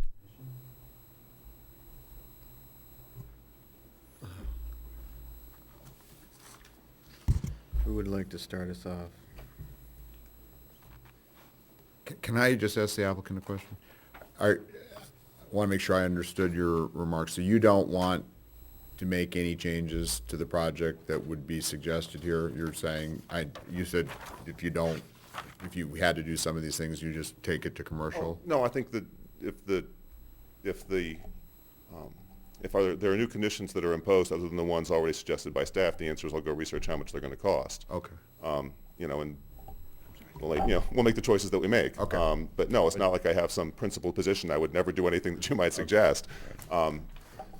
I think that at some point my desire to preserve and keep this nice residence gets, if we make it expensive enough, okay, you Got got it. an Okay, office I just building. wanna But it's not, make sure I it's just, understood what you're saying. that, yes, there is some level of expense at which I'm not going to go any more rounds with these guys. You win. But no, there's certainly a. No, it's the not answer is meant go to be. figure I out what it just wondered costs. if you weren't open to any changes, No, it's- and that was gonna change probably the length of the discussion.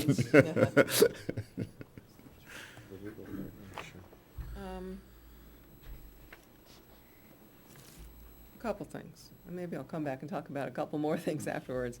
I think it would really be important to move that trash enclosure, because trash smells, you don't want to have it right next to I would not want to have it right next to where I'm living.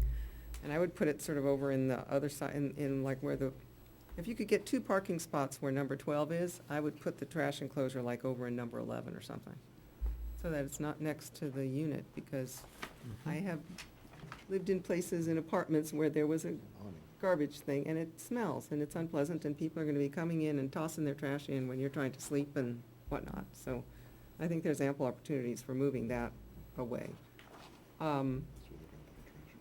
Away to the other side of the building, I think it would make for a better place. I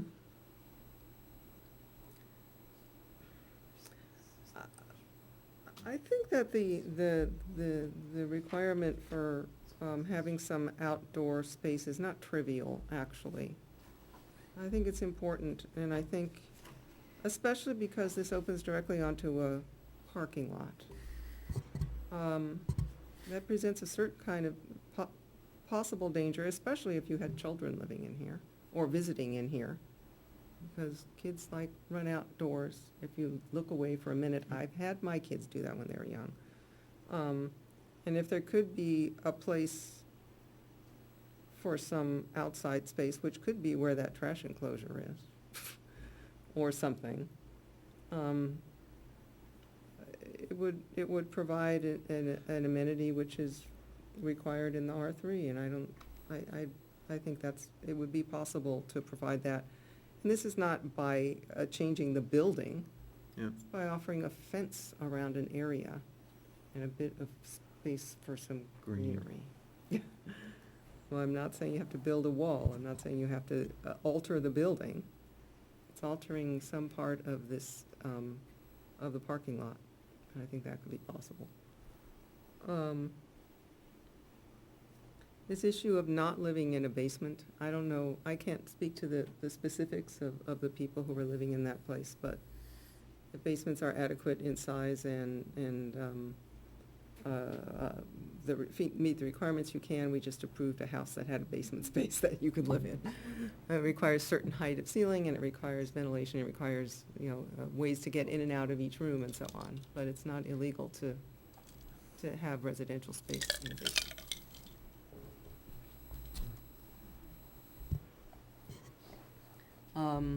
To the issue that the standards don't fit the residential use in a commercial zone, they're the standards we have, so.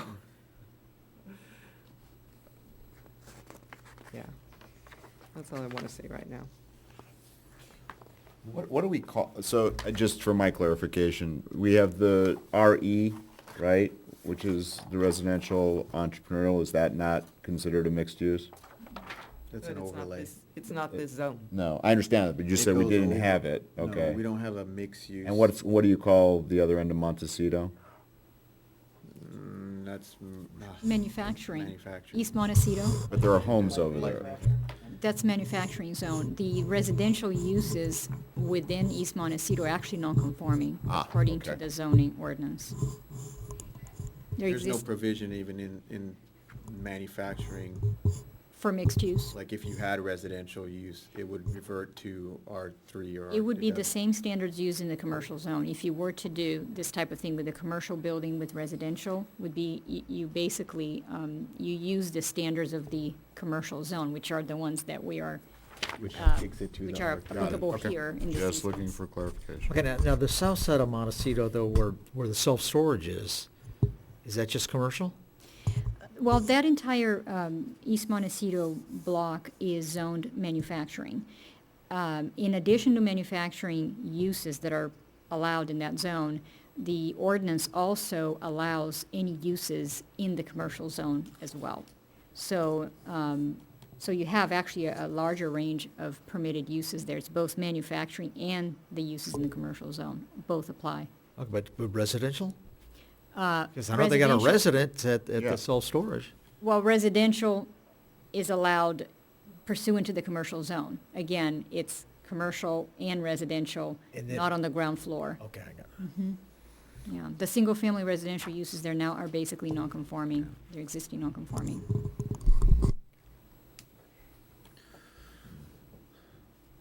Matt, do you have something? Yeah, no, I just agree with what Gina said, that this could be a nice unit, but it needs more work, more thought. The trash enclosure needs to be moved away, need covered parking, need some outdoor landscape area for the residential use. And it is just a sea of concrete there right now, so it just needs to be softened. That's what I think.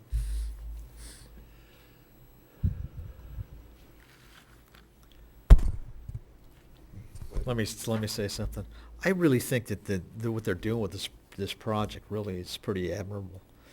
I would suggest, and I think everybody's going to make them suggest that they move the trash. I think that, I don't know that they need covered parking. I think the covered parking is kind of moot right where it is right there behind the building. I do think that when they move that trash can, they certainly could put some grass, I don't know, in the closure in there that's going to be some outside space. I don't have a problem with that. If they did that, I don't see why we couldn't let this thing fly through. The only thing my question would be, are the people going to be so lazy that are using the building as it is that they don't want to walk across the parking lot to dump the trash? Now, my goodness, people are going to be driving through that parking lot. It could be a safety factor. I mean, come on, really. You're going to have safety factors everywhere. So to me, the door coming out onto the parking lot, people are going to have to live with it. And hopefully they do. Well, I think a nice awning or something covering that area would spruce it up to residential. That might be, you might not have to put bollards or something, a physical barrier, but you could put some, sort of, you know, extended awning that comes off of the residential area that gives you sort of a psychological feeling of an outdoor space with some minimal supports, even if it's freestanding. But, I mean, I think the applicant, if he wants to come back and try and make something work, I think any or all these conditions. A covered parking area would be nice, I suppose, along the back, because you could maybe make it contiguous with a patio, but, and then give you more of a, you know, a sense of coming from the covered area to the residential area. It's all behind the building and hidden. I think, you know, he has a lot of options if he wants to be more creative and spend the money. But I mean, overall, I mean, I think he's trying to do the right thing for the building, and I think we should be, you know, I wouldn't say like flexible, but sort of within our purview, I think, able to approve within the you know, the use of the two, you know, the commercial versus residential that we have to deal with. Yeah, I applaud the applicant for coming forward and making it legal, and I hope that there's no perceived penalty associated with that. I hope we do set a good precedent with that, and I think it's a good thing that you're doing. I'm not bothered by the covered parking because I think the cars are going to be back behind that building and no one's going to see them anyway, and I've made lots of comments here about cars, and you can see lots of cars in Sierra Madre, so I don't see that being a big problem. I think the patio is a nice to have if you can make it work. I think, you know, I don't know that it would be a deal breaker for me, but if you could try to do it in an affordable way that would add some value and add something to it. I'd hate to see the avocado tree go because, as Matt said, there's a lot of cement there, and even some green is nice.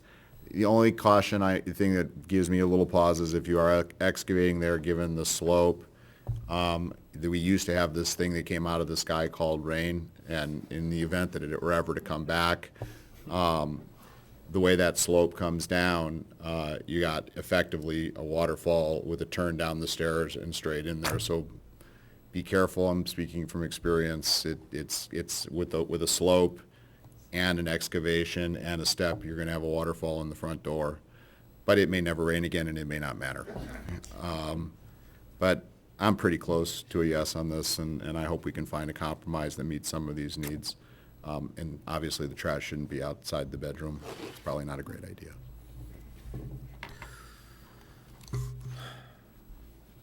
I have some concerns with the project. I mean, right off the bat, I do applaud that we're trying to bring this into compliance and provide a residential amenity in the mix of this commercial. I get that.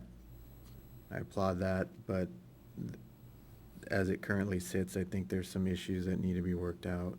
I don't see any reason that you couldn't provide the 150 square feet or something in that neighborhood of outdoor patio space that had some green. I think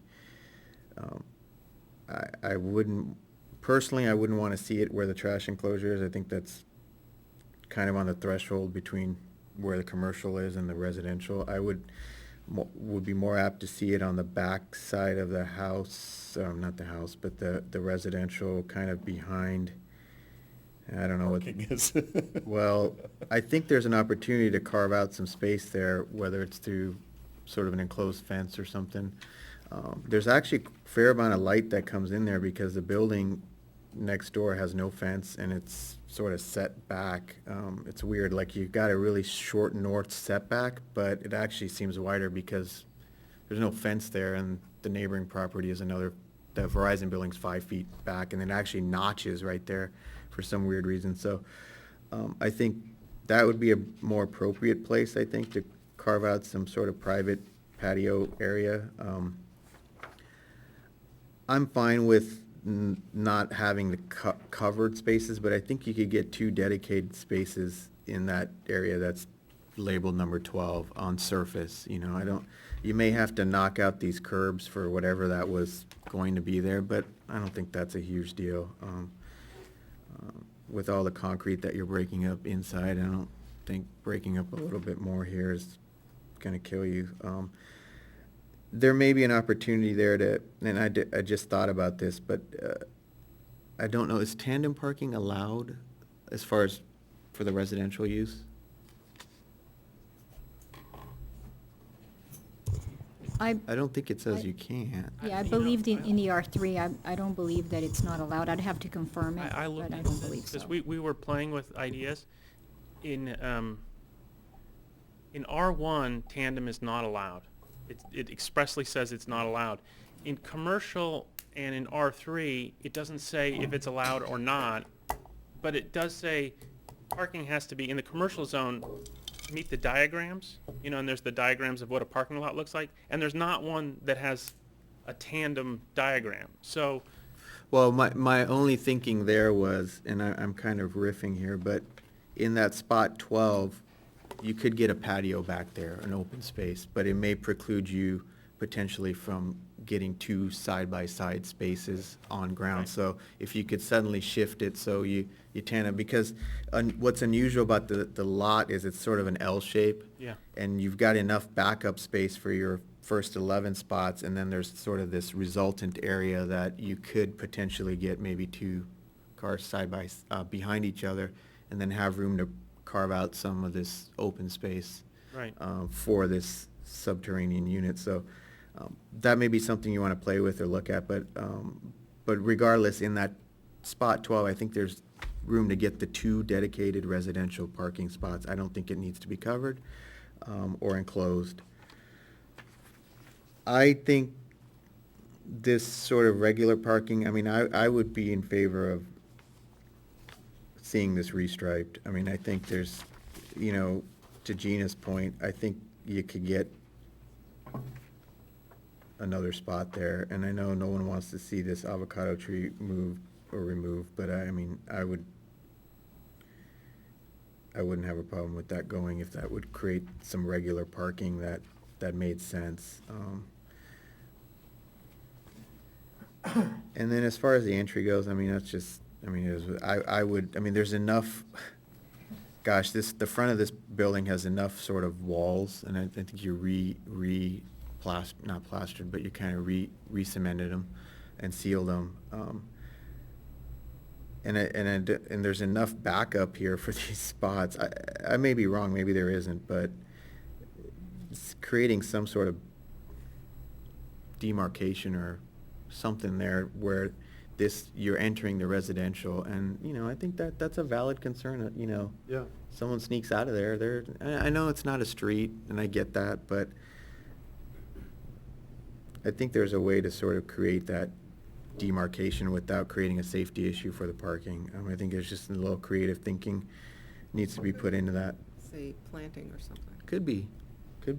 With an awning above it, that's what I was thinking, was something an awning that kind of comes out from the front door. It could be. That's not gonna help you on kind low- of protecting, separating it, but I think it's not a Could be bad low idea. plants or something that just sort of give you a visual separation in some way that, because it's, to me, when I went there, I thought, wow, that's just, I mean, I'm not against the idea of having a residential unit in this spot. I think it's kind of cool. I think the sort of mixed use is like, I like it. Conceptually speaking, I'm not against it. But when I looked at it, I thought, wow, that is just a really weird place to have a front door. Right onto the pavement of the parking lot. It is a safety concern if kids live there. Yeah, or even they came to visit. You know, I'm Yeah. not thinking they might not live there, but, you know, someone might bring kids These there. cars are backing out. They're not And gonna see because that block wall sticks out farther than the front door already, all you have to do is sort of do something that extends that out. See what I'm talking about? See, and that's too bad that, like, if you couldn't take these and set them back even 18 inches or something, 2 feet, you've got this thing coming out the block wall, you'd almost create something here, like what Gina's suggesting, in line with that, so you entered it from behind that, you know, and it's So you're suggesting a structure that would have one corner at the side of the door and one corner where that planter ends? It's not even a structure. I think what Gina's suggesting is bust this out here and you plant something, or put like a, You know, you know, a hedgerow or potted something, you plants know, or it could be a something, yeah. landscaped element. I mean, Yeah. you know, they make even these products, they're not super successful usually, but like a green screen where it's like a metal screen, you can grow over it. I think, I just want to make sure that, I want to make sure I understand what we're saying here, and I think it could be a working idea. So basically, if that planter were kind of to extend, so in order to get into the residence, instead of coming straight out the door, you kind of have to come around it from the other side. Yeah. That would make it, okay, I think I understand. And because you have this, that's great, and I didn't pick that up, but I don't know what the distance is from the door to the outer edge of this planter. It looked was- like 2 or 3 feet. Yeah, I was walking I up don't there know. the other day, because I was peering in the windows, and it's like Is this it wide enough? Okay, well, if it's wide enough, then it's almost creating something here. I mean, it could be just sort of like an extension of that sort I of don't know. low wall or something. Just to- You're not building a structure. I don't think we're asking A that. visual extension It's of more of a, and it's also a barrier, Mhm. kind of separating commercial, residential entry. Right. So my question, I'm okay with either answer. I'm going to come back to with drawings. I want to make sure that we're all thinking about the same image, right? So there's two things that I could see. One is a planter that comes out sort of towards you, so you're walking down a, yeah, imagine a planter on the other side that sort of, or you say continue it this way, so I have to walk, so you'd walk around the plant. Okay, that makes You're sense. protecting the door. That makes sense. Or it could be something that comes out. It'll keep the water moving down Here. too, if it ever. Yeah. Well, I think it needs to be Yeah. like this, so Yeah. it protects, yeah. and you come in. Yeah. And I also think, Bill's idea about having an awning or something over the door to kind of separate that is a possibility. Yeah, if you- Something to. If you run the wall or something protective to meet their requirement, and then delineate the something. door as a, almost- Well, that's, something. I mean, it's interesting Upper because ledge. if you look at the roof lines of the Yeah, the they've got that. residence, I mean, I don't know if this is part of the balcony up here, right? You almost could create something in line with this that came off here. And it You know, would to be carry also- that same line. Right. It I also think that- It But- would provide a little bit of protection if and when it rains again and you're trying to find your key and That- get in the that door and rare you have occurrence 20 happens. packages. So, what we're hearing is Useful thing. unanimity on moving the trash enclosure. Well, I think it has to. You Um, just can't have it there. And this is what happens when you try to design after your architect has moved to Florida. Because that was a late ad. And This is a cautionary tale. Yes, this Do is a not cautionary design tale. without an architect. There's a bachelor pad. Open the window. So the, some outdoor patio landscaped area would be, seems like a good ad. Is there the site plan on here, Derek? Can you go back? Sorry, I didn't want to break you off, but I want to talk about that because I actually think this is not a good location to put said patio or outdoor area. Again, I think it's on this commercial sort of front. So I think if there's a way to sort of look at this area. I'm just wondering, what if you move, those parking spaces are pretty deep, right? That parking. Well, yeah, it's I just, mean, what if the parking were moved out more, the end of the parking was parallel with the front of the building? And then you had space behind the parking there. I think you suggested aptly that, given the number of blocks I want to move, tandem parking might be necessary to get all those things in that space. And what I'd request is if I could get some confirmation that I won't come back and be told no on tandem parking, I could kind of try to get all those things in that space, right? But- well, I mean. It's wide enough for two it's- cars there, isn't it? Yeah, I mean, I think you'd have to go, I mean, you need, Leticia, what, the requirement was different on width for parking. It's 9. Yeah, that's So you need 18 feet I in couldn't width to get find to. numbers on there. I didn't measure out Well, you need, there, the but thing is, for the ones on the side, you need 2 feet extra. So the interior spaces can be 9 feet, but the ones on the edge need to be 12. well, no, because, I mean, I know that's because you want to be able to have that back out, Right. but because you have such a long Right. distance, usually that's typical when you have a double-loaded 24-foot, Sure. 6-inch aisle, you need that extra 2 feet to kind of do this and Uh-huh. then get out. But because you've got, I don't know, 50-some feet maybe from this spot to where your parking would end, you conceivably could come all the way like this and then Okay. hammerhead out. Because the issue with that space that you were pointing out is that's where all the HVAC compressors and whatnot are. Well, they're So- right under the stair here. I Okay. mean, you've got your electrical panels on that wall, they're meters, and I don't know if that's for the whole, I'm assuming it's for the whole building. The meters are there, and I think the gas is there. But, I mean, that, But that, you know. I would ideally like to see something here, whether Gina's suggestion, which may not be a bad one, is you have your two spots starting from here to here, two spots level with the building, and then this resultant space back there could be Well, left open. we can play with options. We can look at ones with the front and then some behind, or maybe tandem and then fit in, I don't know. Tandem, the only problem with tandem, I mean, it's great for saving space, but it's usually a nightmare as far as you wind up playing car, Well, the thing you is, know, is if. roulette, if our- basically. But if our parking requirement is 12 and we have 11 and then we add 2 through tandem, we're just adding, you know, an extra that's not required. Yeah, but what I would like to see is those two spots that are added behind the building are the dedicated spots for the residential. So it's not sort of like, What's in that? you can park here if you're coming to the salon. I think those would be for that, so. Right, we definitely would reserve them. So, but in that tandem situation for a residential use, it's usually, I mean, it's a space saver, but you're playing car roulette basically to get in and out. So, I mean, if it's not, Leticia would have to clarify that it doesn't. I don't see any restrictions in the R3 regarding tandem. The code does not prohibit tandem parking in the R3 zone. Okay, so, And then, you can look at that. You guys also talked about some sort of visual, if not physical, distinction on the entrance to the residential awnings, other kind of things. Well, I think the awning goes to that sort of covered protection Right. issue, but I think the issue of physical separation, that threshold, I think something needs to be addressed sort of on that. But I think Where that you if there enter. were some kind of cover, it would also provide a physical separation, a visual separation from the parking lot. Yes, too. but it wouldn't provide Yeah, it this wouldn't provide that, but separation it would- where, It would reinforce it. yeah, I think it's a combination there. And then we heard some interest in covered parking, but maybe that's not all that important. I don't think it's essential. I don't think that's essential. I think the dedicated spots on the east end would be more important than that they be carported or enclosed. And then also we heard some interest in restriping the main parking and losing the avocado tree, but some resistance to that. And Well, the only reason I think it's a good suggestion is because I think the logical place for this trash enclosure is sort of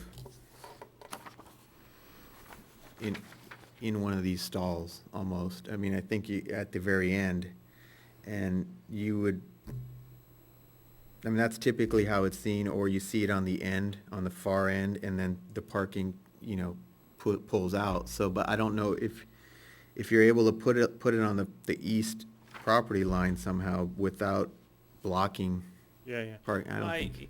Obviously, if we put it on the south property line, it's best for our building, but I don't know if the property owner to the south is going to feel the same. So we want to try to find a place that's best for everyone. Well, The other thing is, to the extent we have issues with setback to incorporate a carport or trash enclosure, I'm not sensing there's much issue with setback on the north or east when we're up right against the Verizon building. I don't think there's- Like if we're moving the pieces around and that's one of the things that needs to go, that's probably going to be received well, That's Yeah. okay. right? Yeah. I mean, you have an opportunity where if you restriped, you could put, I don't think you can replant this avocado tree. I mean, if it's gone, it's gone, but the potential to have your trash enclosure in the front part of the space, and you can plant something in the resultants part that would be between the south neighbor and the trash enclosure, that could eventually mature into a non-avocado tree that would be great to look at. there right now. No, I'm talking on this end, if you put your trash enclosure up here and you had space, so you didn't put it, but, While we have this image up, I did want to tackle one other issue, which is when you look at the property, you see a sea of concrete. Same thing I saw when I first looked at it. If you look at the bottom of the screen, you'll see a wedge there with a whole bunch of trees in it. And until the surveyors came out and told me, I too was surprised to find out that those are my trees. Well, there's your property. When you look at it from the street, those trees you think must belong to the Creative Arts Group because it's immediately to the south. So the place isn't quite the sea of concrete it appears, because when you look at it, you think, oh, those trees are, no, those are all those trees on the south are trees associated with this property. And you it literally takes a surveyor to show you it's so, but it really is. And I think they even have the trees on the survey there, but to that issue, there are actually a lot of trees on the property. I mean, if you restripe this, you could get your enclosure here, put a tree here if you wanted. And and the then- enclosure wouldn't have to be as wide as a parking spot. Well, typically for commercial size, if the dumpster's 5, 6 feet wide by 3, the enclosure's usually 8 feet. So it's close to, It's it's a little, close. it's It's a a little parking less. space. It's a parking space. Yeah. But I mean, if you restriped, you can end up with the same number of spots as far as parking. And then the resultant corner here, which you would blank off, would be your trash enclosure and could be some landscaping of some sort, to replace the loss of this guy. But I'm of the mind I'd like to see some of this sort of re-envisioned and looked at, and us to look at it again. I don't think I'm comfortable with just saying, put these on as conditions to an approval, but Yeah, I agree. if others I feel agree. differently, okay. Like to see it. And one other thing, which is that some of these other things which are about setbacks and stuff, that because you're not changing the footprint of the building, I don't think there's an issue with those. Yeah. I would agree. The So- lot coverage and stuff, it's not really an issue about what we're Yeah. talking about. So it looks like we're of the mind to continue this and have the applicant come back to a date certain, I would think. The next available would be the 20th, November 20th. Is that, Yes, we'll make November 20th happen. and I would add, Alan, I don't know, this is just a pet peeve, but if you produce these plans or but they're they're hard to read. Well, I was looking for the very best of architects, and I thought hire an architect who'd been on the planning commission, because I hear those are great architects. I don't know, maybe not, but I don't know. And then he moved to Florida. Okay. But Well, I don't know if I don't know, I don't think Tom produced I don't know who produced these, but they were, and maybe it's a photocopy, but they're super hard to read.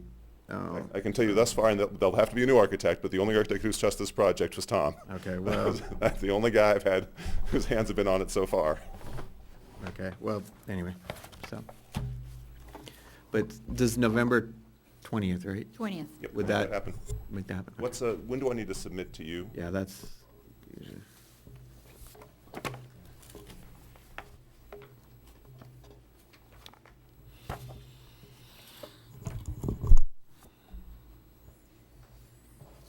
November 3rd or sooner. Okay. Preferably sooner, if you can do it the week before, but no later than the 3rd. Gonna hire an architect tomorrow. I heard they're out there looking for work, so. Thank you, Alan. Thank you very much. All right. Do we need to make a motion to do that, or? To To continue? continue, or? Yes. All right. I'll move to continue it to a date certain of November 20th. We get a second? All in favor? Aye.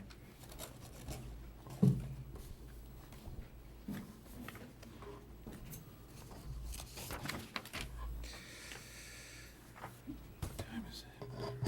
9:15. Giants going to the World Series. Oh, they won, did they?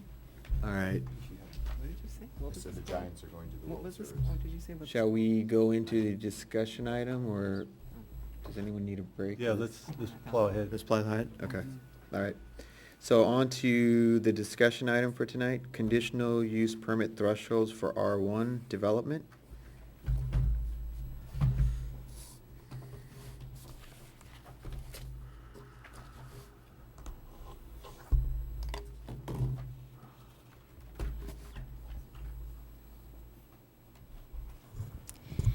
What is before you tonight is the discussion that you requested to be placed on the agenda.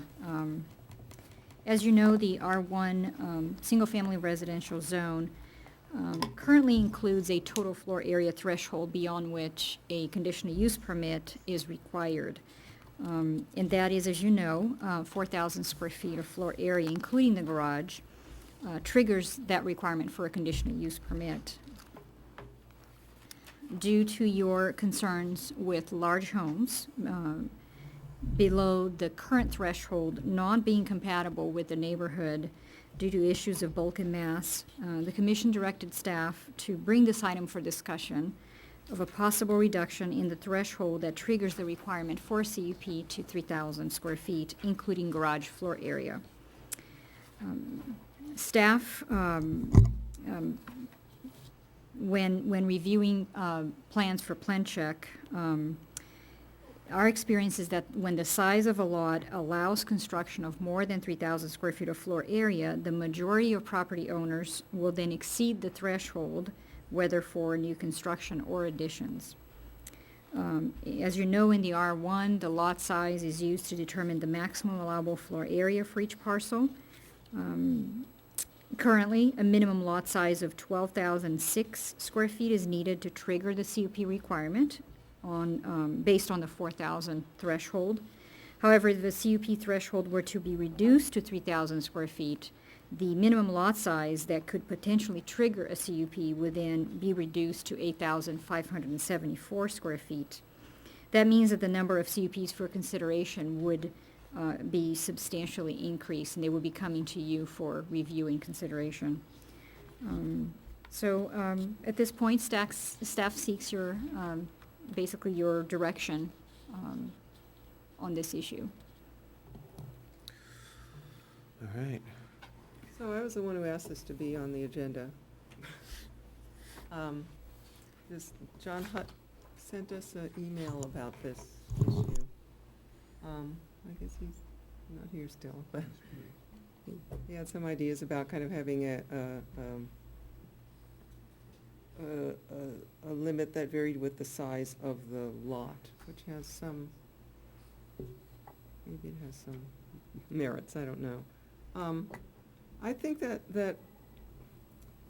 you know, we keep seeing really big houses coming to us continually, that the bulk and massing does not fit with the neighborhood.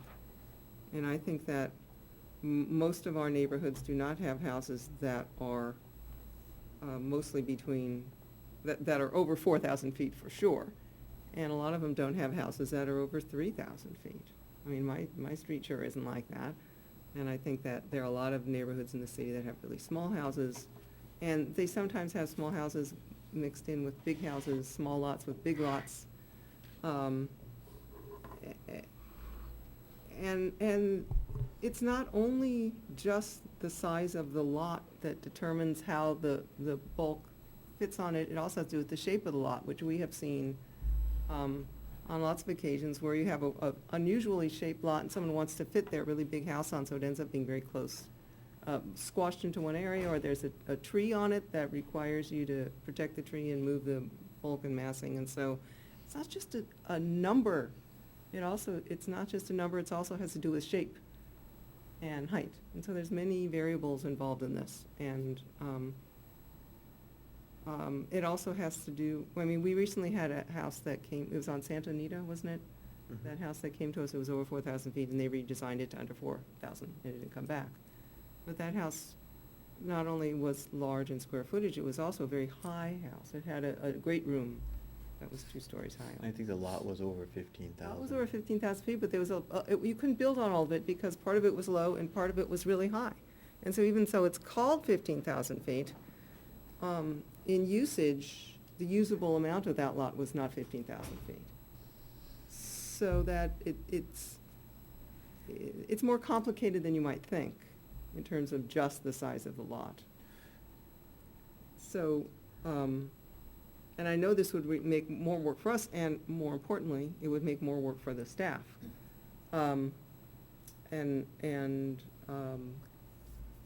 Every CUP takes quite a bit of time, I'm sure, for them, more time than it takes for us. But I think that there's a strong will within this community to restrict the bulk and massing of houses in general, and this is one way to do it. Yeah. In looking at this, I think there's some merit to this sort of sliding scale theory of CUP that John wrote about in his little email here, that that makes sense rather than a sort of a, this is a cutoff.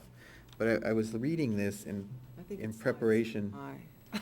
Well, yeah, I don't know, we can talk about that, but I think, I was reading this and trying to get at what's really the issue, and it's the bulk and mass and size of homes on given lots. And I don't think although I think the CUP threshold, which basically puts a barrier or something in front of a prospective property owner to, when they go to develop their house, that if they're going to cross this threshold, they're going to be coming up for a review in front of the planning commission.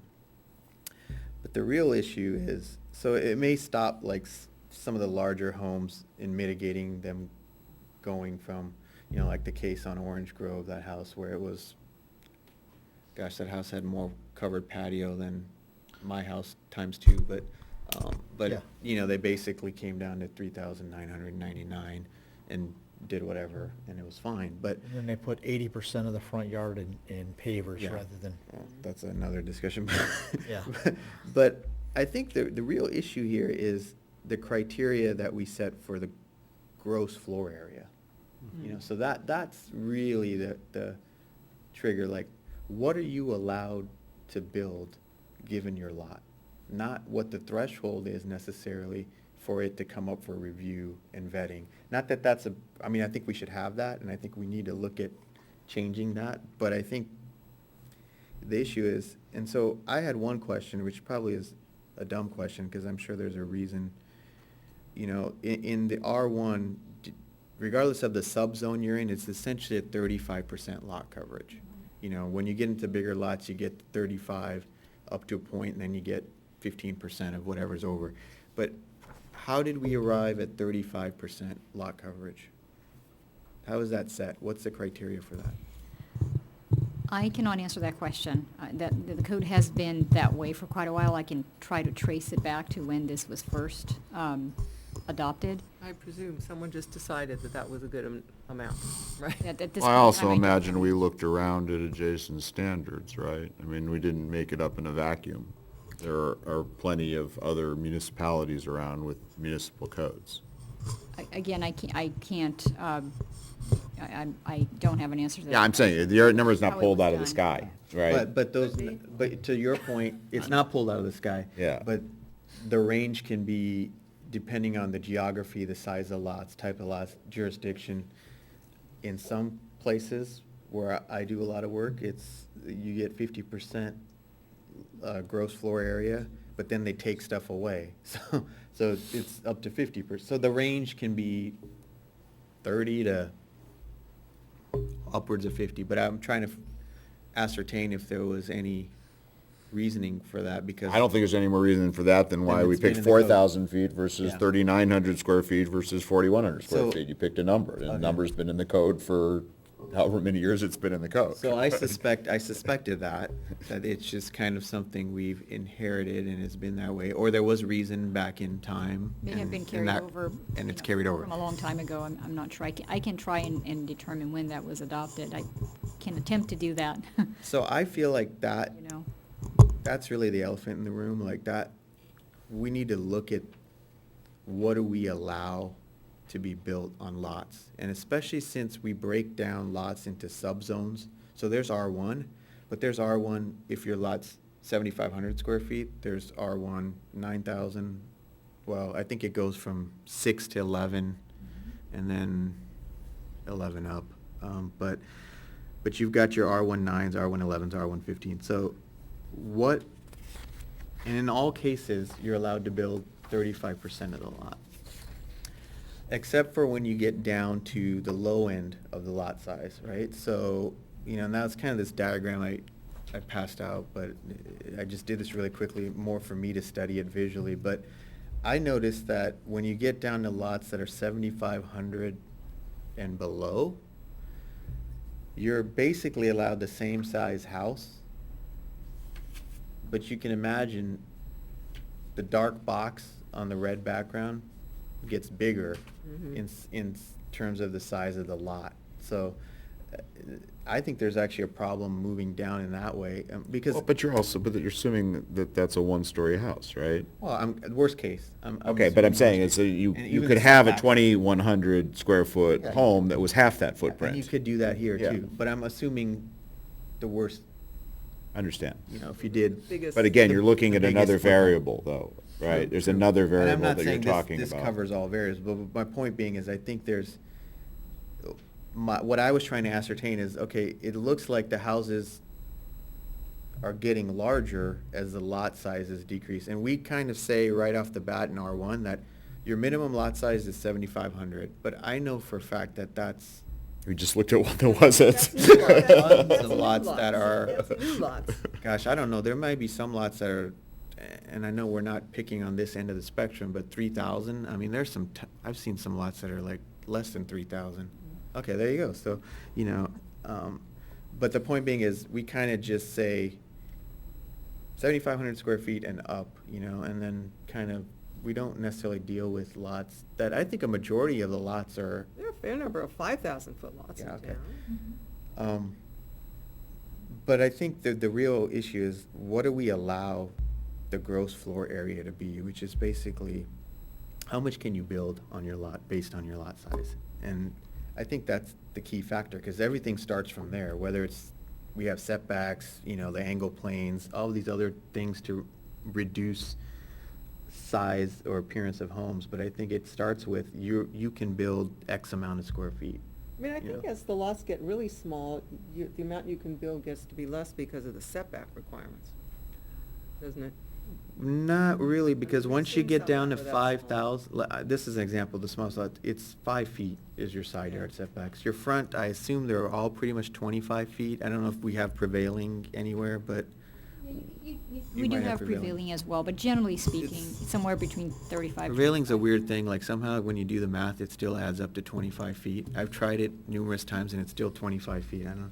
But if you take all your setbacks, you did get a larger and larger appearing house on the smaller lot, because once it gets below 6,000, according to the code, you're allowed. You're still allowed 2,100. Yeah, yeah. And maybe I've always thought that was a bit weird, personally. So, But see, you've got other variables in play. That's why, it's not just a blunt instrument, right? I'm looking how- at the worst case. I understand, but you don't know, what if this lot is on a slope and half of it is not buildable? The question is not just, the question is, Yes. what's the pad, what's the buildable pad, is it 1 story, is it 2 story?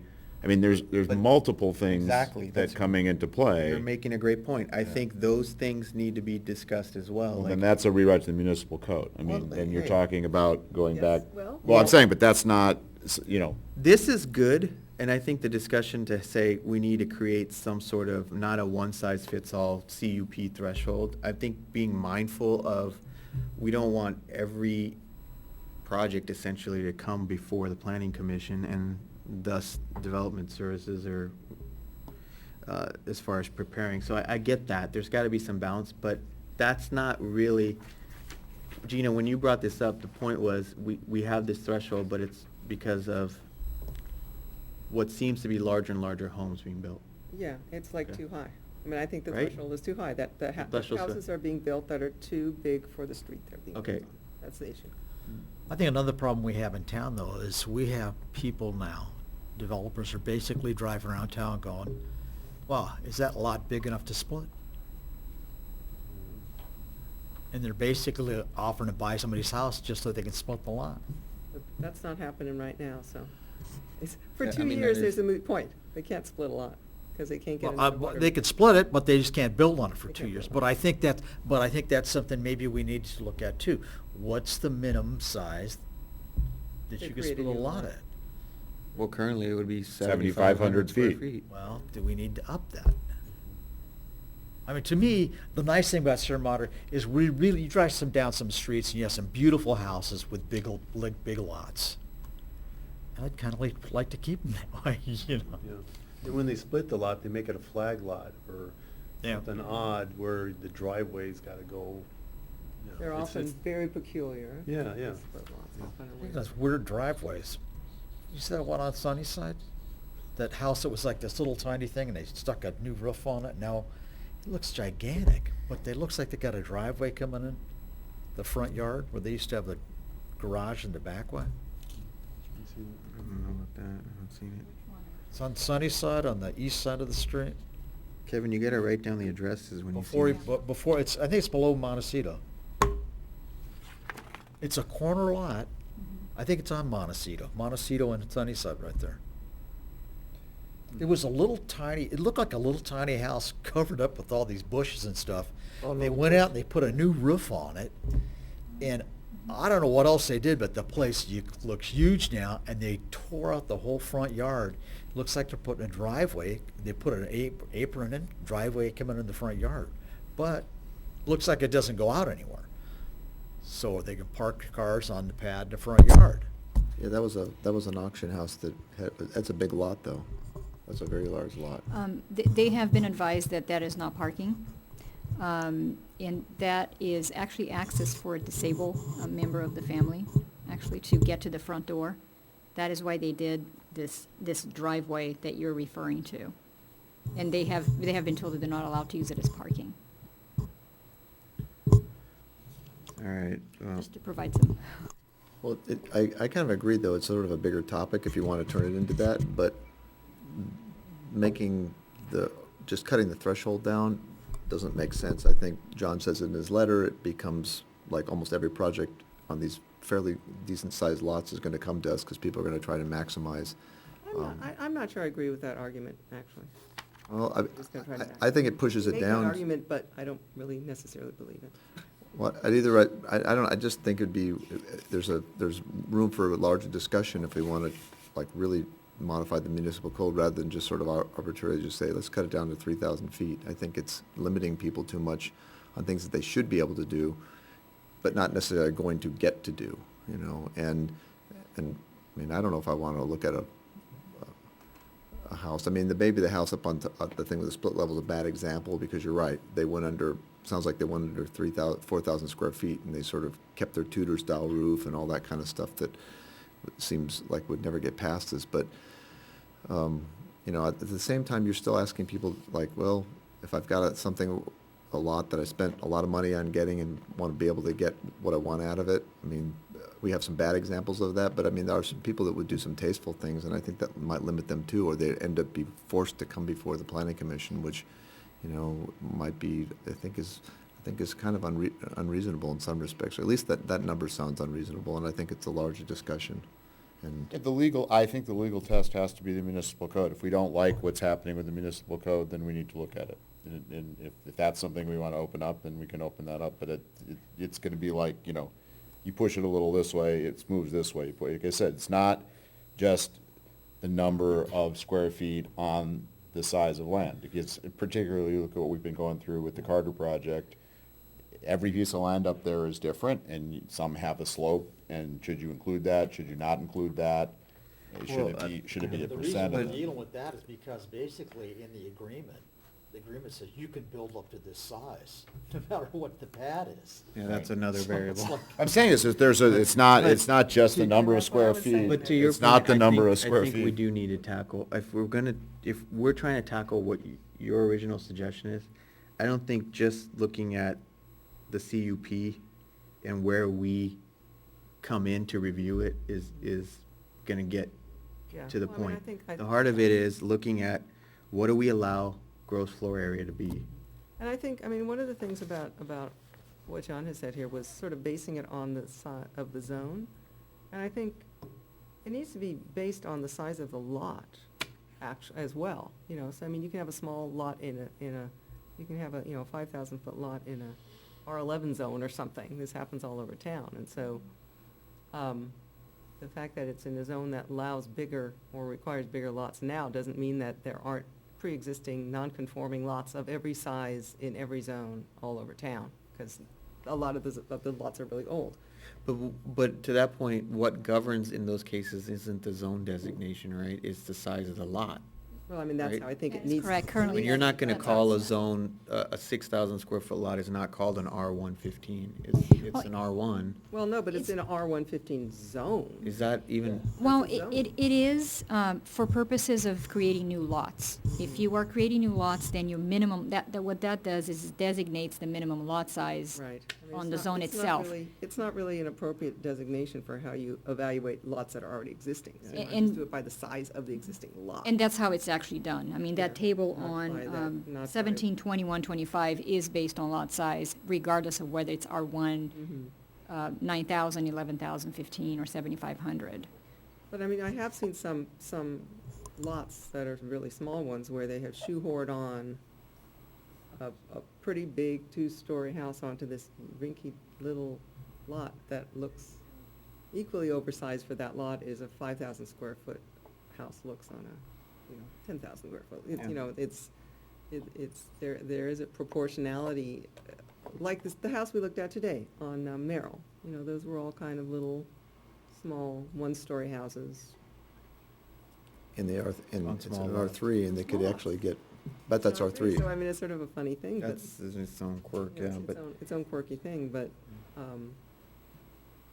I mean, I think the solution here is I was thinking the same thing as in terms of a sliding scale I just think this approach. scale needs to slide a little lower at the top.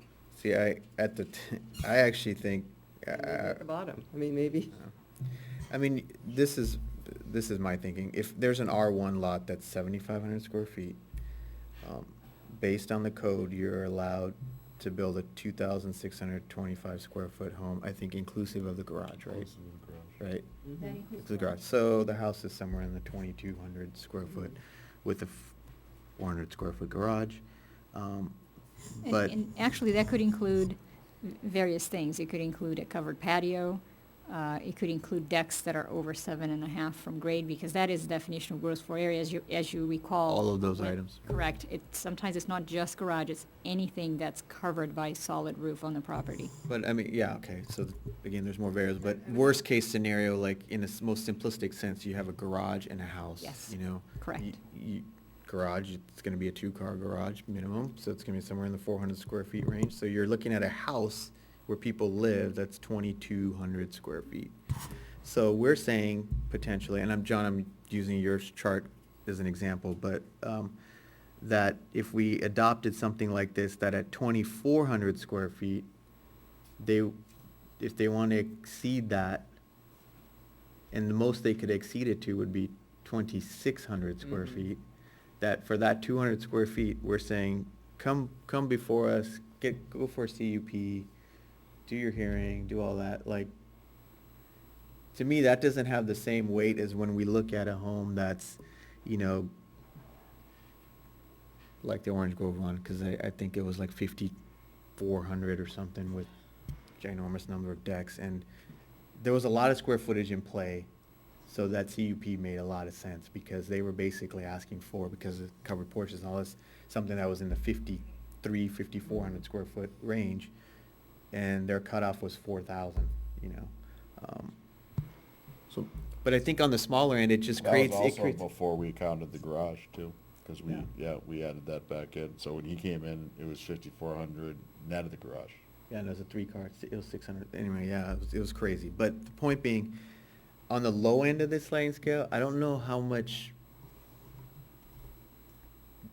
and I'm just talking this through, I don't know how much benefit there is, like, you're basically fighting over 200 square feet Yeah. on a 7,500 square foot lot. So, Mhm. I know that's boiling it down maybe to its simplistic level, but when you're looking at, houses that could be almost. 4,000 right now is a gut check, right? All it's basically saying is, if it's 4,000, we want to see it. We think that's large. If it exceeds it. That's what it is right now. It's just a gut check. That's all it is. It says if you want to go 4,000, people Right. got to look at it. But it's a net too, that if we lower that, if we basically can widen the net so it captures more projects. You know what I mean? Your gut check. Well, I'm just saying basically- what you have now is that. That's what you have. Mhm. Yeah. So you have a chance to review, so a house comes in, that's over 4,000 square feet. We have some lots in Sierra Madre where a house of that size is fine. I mean, it's a really big lot, it's a really big house, there's plenty of setbacks all around, it fits. It's like the it's in project there. on Rancho. I've seen houses like that before, and I'm like, it's a big house, it's a big lot, it fits with the neighborhood. But you can also have a really big house like that, that's in a neighborhood where the lot isn't as big as that, the house is 4,000 square feet, and it totally you know, it outbulks everything else in that area. And there's a lot of areas where there aren't any houses that are 4,000 square feet. There aren't any houses that are probably 3,000 square feet. You know, that all the houses in that area are a lot smaller. They may be, you know, 2,500, 2,000, who knows what. There's a lot of areas like that in Sierra Madre, where someone comes in, currently, you know, comes in with a 3,750 square foot house. They can just build it there as much as it does not fit with the bulk and massing and what's around, right? And there's plenty of Sierra Madre that's like it, and that's what I'm thinking of capturing. Because what we want to do is we want to keep a neighborhood. Yeah, and I think there are areas where it's fine, but there's a lot of areas where it's not fine, where it doesn't fit with that neighborhood. It's totally this kind of Arcadiaization of taking really big houses compared to the area. I mean, it's like, we all got this letter from the monastery people who said, we're not building big houses, they're only gonna be 3,800 square feet. And I'm like, well, for most of Sierra Madre, that's a really big house. We've heard this before. Yeah. The modern I didn't house get a letter. has 5 bedrooms and 5.5 baths. But, So- I mean, so I that get what think you're that saying. There's a lot of, there's Yeah. quite a large area where a 4,000 square foot does not fit with the area. And I think that, and it may fit on some lots, but it doesn't fit on other lots. And I think that's why, if we have an extra layer of being able to look at it, because there's so much variation in our community and in how the lots are, because on some lots it's fine and some lots it's not fine. But that's what I'm to me, I agree with you, but I'm wondering, like, at some end on the lower end of the spectrum, it's like diminishing returns for the effort and everything that Right. everyone's gonna put in. And I think I'm open to I think coming up with something. you that know, higher that end, makes- definitely, I think we should be looking at that. And I think that 4,000 is too high for a lot of the lots in there. Yeah. A lot of the areas where you could, you know, I just think it's too high. I think, and people, you know, these things get built and people are really PO'd. They're like, wow, that totally doesn't fit. It's Should we let the it's too public, tall, it's too Mr. big. Chairman, should we let the Yeah, public chime in? I was gonna open Especially it up. since John's here, we've been Yeah, talking about his let letter. him go, yeah, all right, come on up. Open it up to public. Matthew Bryant, Edgeview Drive. Yeah, I just want to say that, I mean, I would think that the biggest threat to changing the character of Sierra Madre is going to come in the R1 zone. And we look no further than Arcadia. And those kind of development pressures, there's no question in my mind, they're coming to Sierra Madre and they're only going to get worse. And now's the time to try to control that. And I think lowering the threshold from the current 4,000 square feet is definitely a good idea. And when I came here originally, I was kind of focused on, okay, if 4,000 is bad, let's make it 3,500 or let's make it 3,000. But then I did read Mr. Hutt's very thoughtful analysis, and I would tend to agree that I think some kind of a sliding scale would be a good idea. So if you have a smaller lot, the threshold is going to be lower. If you have a larger lot, the threshold is going to be higher. So I think that's going to be good. If there's any concern here about overburdening the Planning Commission with additional CUPs, one of the things that was discussed at the last city council meeting that they're going to incorporate into the general plan is that there's going to be a design review process. And I think right now the Planning Commission is assuming that role, I believe, but maybe that's going to take a little bit of a burden away from the Planning Commission. But regardless, I think it's certainly necessary to have that additional scrutiny. Now, we would advocate one more thing, and that would be to have a CUP for every single second-story home, whether it's a second-story addition or a new home that has a second story, because I think a second-story home has the potential to have the biggest adverse impact on the neighbors. And I think the neighbors should have the opportunity to come in, state why they don't think it's a good idea. I also think that there should be some teeth to what the general plan talks about in relation to preserving views. And so I think a view ordinance would be a good idea also. But I think the neighbors would have that opportunity to come in and express their concerns about oversized homes. Now, Mr. Hutt mentions that these thresholds to trigger the CUP should be tied to the subzones. The only problem with that is, again, at the last city council meeting, those subzones are going to change fairly dramatically. The city council had recommended to city staff to put in some language in the general plan that's going to discourage lot splits. And that's going to be translated, I believe, into the municipal code. We're going to raise all these thresholds up. So the minimum lot size is not going to be 7,500. It's probably going to be 10,000. And all those other lot sizes, whether it's the R19 or R111 or R115, are also going to be raised up in a corresponding manner to discourage the lot splits there. So, I mean, I think it's a fairly complicated issue. I think the chairman mentions that, I mean, if you really want to strike at the heart of preventing McMansions, lowering the allowable floor area. That's certainly one way to do it too. I think maybe a combination approach. But the CUP threshold, we believe, definitely should be lowered. You know, whether it's 3,500 or 3,000, but then make it also automatic for any two-story home or addition. Thank you.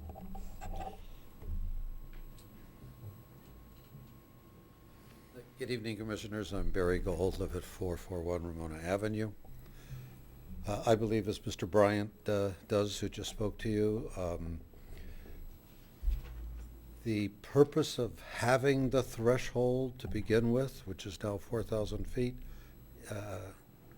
as I understand it, is to give this commission the opportunity to look at the design of those houses that would be that big, to make sure that their profiles, their bulk and mass, as you say, is such that they blend into the surrounding community, do not stick out. Okay. And to my way of thinking, 3,500 is a more realistic number, because a 3,500 square foot house could easily stick out. Whether it was on an 8,000 square foot lot or an 18,000 square foot lot, it doesn't matter to me, because a house that's 3,500 feet can be designed, even on the smaller lot, to have a low profile and look very nice. It could also be designed to be tall and ugly and stand out and not be desirable. So I think that having homes that are, like Mr. Bryan said, a second story, no matter what their size, and over 3,500 square feet, which I believe is a good number, okay, for those homes to come before this commission, so you can take a quick look at them and say, these are not going to be ugly to look at, and they're going to be nice, and they're going to satisfy all the other codes anyway, fine. But just to give you that chance to take a look at those houses, 3,500 square foot houses can look pretty bad. 3,200 square foot houses on Camillo look terrible, those two that are going up now. So, thank you.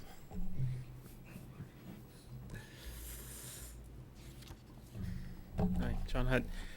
I think the fundamental problem, as you guys have talked about a lot, is our R1 code is just no good. I mean, it is archaic. It hasn't been improved. It doesn't have appropriate design guidelines at all. It's a mess. But overhauling that is a huge task, one that I think we actually need to do. And I think that one of the things that I've seen politically in town is we start talking about things that are good ideas to fix, and then we start saying, and this would be good to fix, and this one, and then we lump them in a giant ball, and then it seems so overwhelming it never happens. We talked in the thing for Allen's about the mixed use on Montecito. That is designated in the general plan as artisan mixed use, but it's still zoned industrial because we could never figure out how to change the zoning. And the last time we got pretty close, someone decided it would be a great idea to lump it in with downtown and do a giant specific plan. And we were this close to getting a zoning code worked just for Montecito. So I think that what we really need to do is look at each item, try to do the best we can with it. I think that the numbers on total gross area are too big, just across the board. They're especially too big at the bottom, as you were saying, because we do have a lot of weird remnant little lots. Mm-hmm. What we need is a special code provision for dealing with little lots. And that's one of the things I've advocated for a long time. There are things that just don't work on a little lot the way they do on a big lot. And then, people struggle to do things. And there's parts that that requirements for big lots that you'd happily give up if you could get something back. But there's no ability in the code to do that. So those are sort of long-term thoughts, though. You've got before you an idea of lowering the threshold, and I think it's a great idea. I think that especially while you have the moratorium in place, maybe we can drop that threshold down. I think a sliding scale makes more sense than one straight number, but you got to figure that out. But when you talked about the sliding scale, it raised a question in my mind, which was the lower end of the spectrum. Mhm. That whole thought, and I don't know what your thoughts are on that, but I'd love to hear kind of on the lower end, you're basically bringing folks in for very little square footage. That's at the minimum lot size. I mean, most of the town is R1, has a minimum of 7,500, but there's a lot of big lots in that. To me, the subzone more talks about the neighborhood, and some of those lots are weirdly shaped, like we talked about, where you have sort of a 7,500 square feet lot, boom, boom, boom, and then you got one that has the same front but goes in back, right? And so that is maybe 15,000 square foot lot, but it's in the R1 where the minimum is 7,500. And if you thought about, I can build 15,000 square feet, I can build 4,450, right? So let's say you said, okay, I don't want to do a CUP, so I'm going to go 3,999. And they could build that without any review, but on the street frontage, it's going to be in line with a bunch of other houses that are more typical to a 7,500. So I think if you want to have a trigger that's based on the individual lot size, that should be in addition to one that's based on the zoning. Because the fear I have is where you have larger lots in smaller subzones that are strangely shaped, people could go and build there, But then subdivide, even worse. After they built the 3,900, McMansion, then they subdivide, pre-existing non-conforming, Yeah. and do that other one. So I think, But in that example right there, isn't in both instances let's say the three lots that are 7,500 and then the crazy flag lot that's 15, what they can build is still governed by, regardless of the zone designation, and I'm asking for correction if I'm wrong, but is still based on the lot area. it's based on the lot area. That's right. Regardless, right? Regardless. Regardless of what we call it. Regardless of what we call it. Okay, so if on the 15,000 square foot lot, I totally see what you're saying. I mean, like, you can build a 4 or 5, whatever it is, and that threshold needs to be lowered so that we're reviewing that at a much smaller threshold. But for like the three lots that are on the same street that are 7,500, and they want to build a house that I guess the maximum they could build would be 2625, right, currently. Right. And we're saying, let's have a suggested CUP cutoff on this sliding scale of 2,400, which is 90%, which I like that, but the point being is like, Well, effectively, what it's you're going to do... effectively like we're creating all of this sort of... No, but effectively what you're going to do is you're just going to lower the gross floor area. That's what No we one is should gonna- do in that case. Yeah, well, but that's effectively what you're going to do, right? Because no one who has that lot, well, maybe if they're a homeowner and they've got some architectural design that they really, really care about, but if they're just a profit maximizing developer who doesn't care about town, that's the bad example that we want to plan for, right? They're just going to build a 2,400 square foot house.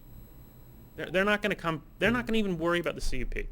Really what that's more about is if you're in an R1 neighborhood and you have one of those bigger lots that you could build, say, a 3,000 square foot house, which in that neighborhood would look big. There's one house that's going up almost finished on Lima, which I drive, to come down here every day, that just looks big. And I'm sure it's nowhere near 4,000 square feet, but it's got all these little houses by it. Well, that's Yeah, part of but the I mean, but effect that of the could lower... definitely- That could be in a zone that's not, R1. It could be in, a zone for bigger lots and all the houses are smaller. Well- So there needs to be a way to capture that. Right, and I think, that's the if you other side. had... I mean, I see your side, but there's this other side. Well, have which both. is- Have both, and say if you fail either one, you have to do a CUP. It's that doing that math calculation is not that hard. I mean, it's not super complicated. That's an interesting point. I didn't think about the fact you're saying, either based on experience or just kind of that if, depending on what frame of mind the owner of the lot is, if it's an owner of the lot who wants to build their dream home or whatever, and every square foot, they're gonna try to go to 26, 25. But in a developer-driven sort of scenario, that they're not even gonna bother with the CUP. Not in that example, no. And so in that example, you're actually have effectively knocked the square footage down of the house by 200, in this Sure. case, 225 No, square it feet. becomes more of an issue where you have, the lot that's 10,000 or more, and where it's a big issue, and then you have to review. But I think what you're saying too, Gina, makes sense, that if you have the small lot in an R115, I don't think we have any of those. I think pretty much R115 is all bigger lots, You but. might have a small lot. But you might have a small lot in R111 or something. whatever. Yeah. Maybe you'd want to review that too. So maybe you have both, and if you fail either one, you get a CUP. And keep in mind, even with the water moratorium, if you have a small house, you can demo the whole Add thing on. and rebuild. So we're still going to see that. So I think this is a good interim measure. It's a good thing we should do. But like you said, we can't stop here. We've got to fix the Well, code. And I think the bigger issue is the gross floor area. I think you gotta, if your goal is to knock down sizes of homes regardless of the lot, across the board, on a sliding scale, you gotta go back and say, you're allowed X amount, and that number, that's why apparently the 35% is something that we've inherited from and some I've reason, seen similar numbers in other cities and different numbers. It varies. It and varies. Those numbers, they don't have to come from scientific study. Yeah. Yeah. Well, no, but I think I it needs have to far come less from, what we think. It needs to come from what you think is a reasonable size. For the house size of the For lot. the size of the lot. That's what it's about, Right. so that if you have Do you think- obviously, But I the think if bigger you the look lot, at the bigger the house. The up will hillside code, and compare it to the R1 code, Mhm. the hillside code, number one has much lower floor area allowed.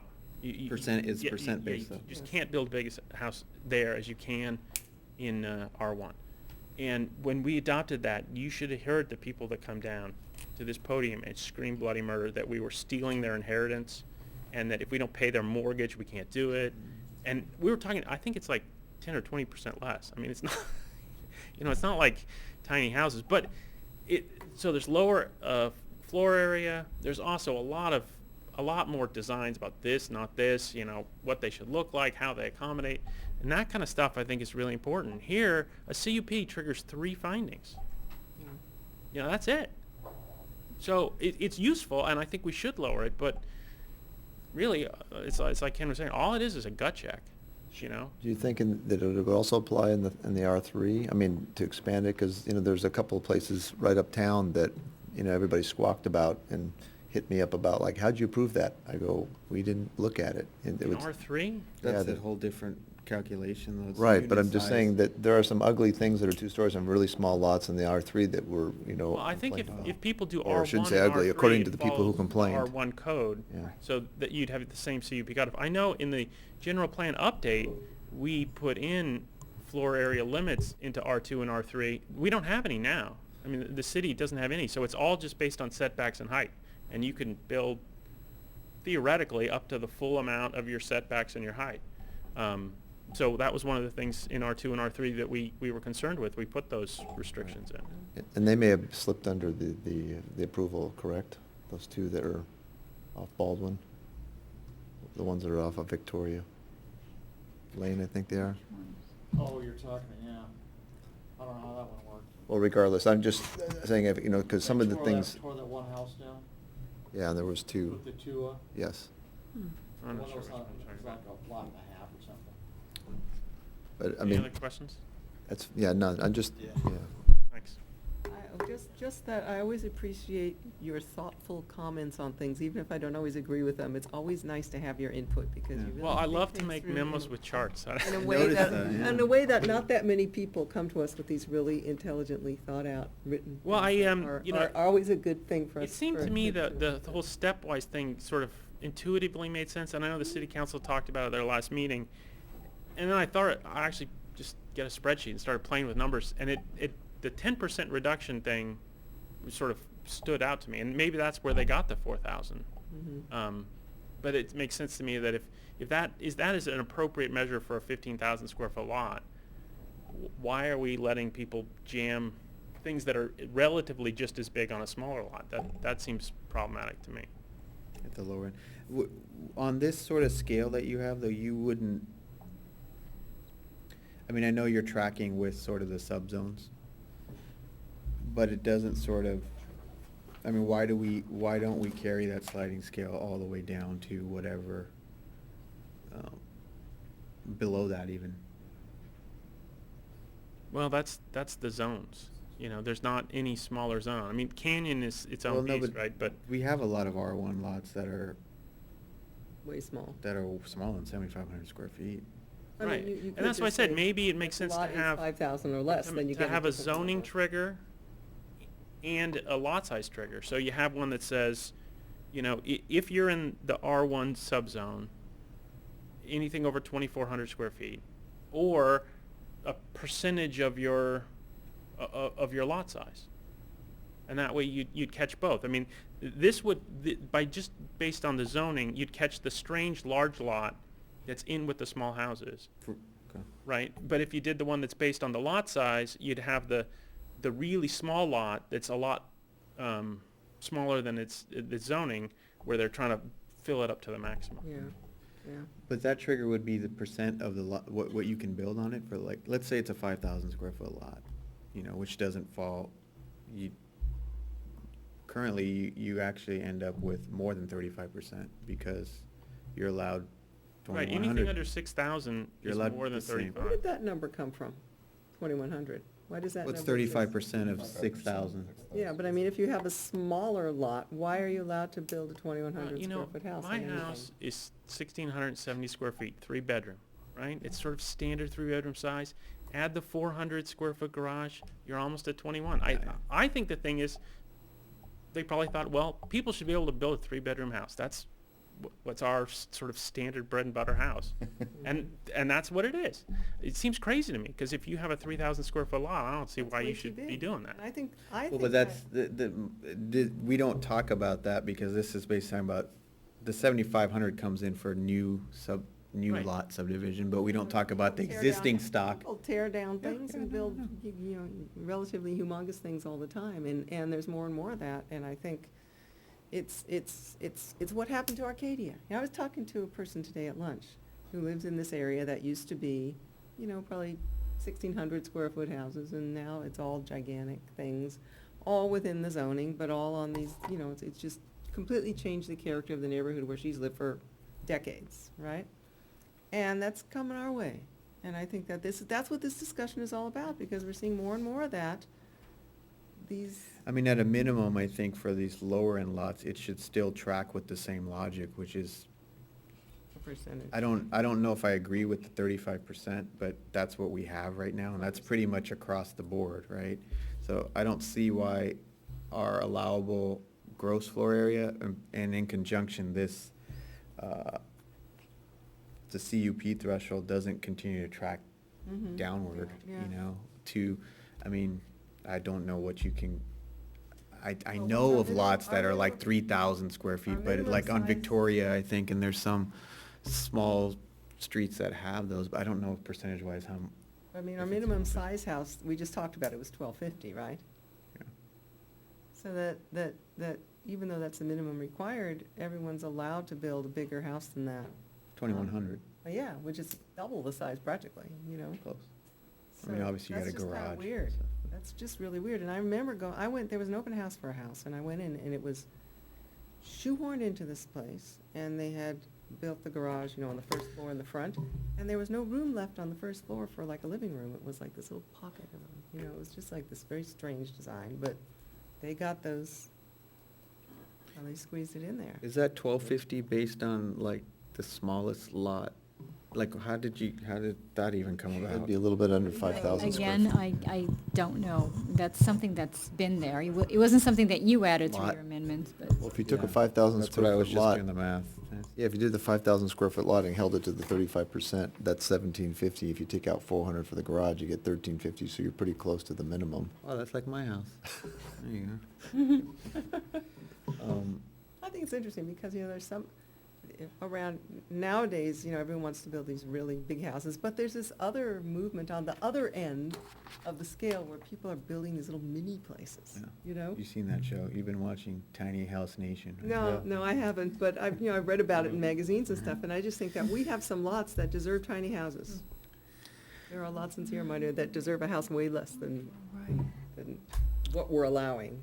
So, Along with great big lots that deserve a house that's much less than what we're allowing. And I just think, in a way to capture this so that we maintain the character of Sierra Madre that we all love, is we're going at. And this is one way to do it, and changing the maximum you can build is another way to do it, and there's no reason why we can't address it both ways, but this was a place to start, because it's kind of a fairly, to me, an easy change to make, to think about, what has to get reviewed, because, like I said before, there are some which are fine, So how do we, because, I'm coming around to this sliding scale thing. I mean, I think we'll be kind of dickering over small square footage on the lower end, but yeah, I think there's some good points there. So how do we address, because one concern I have is from development services, like, I mean, what does this impact place on you guys when you're preparing this? I mean, especially if we carry it down to, like, I don't know, 5,000 square foot, I don't know how low we can go, but, at some point the wheels fall off the cart and just kind of. It would be a lot less work for the staff if we just lowered the maximum area that's allowed, because then they just wouldn't come in. I mean, they just wouldn't happen. There'd be a lower, I mean, you still get some, but.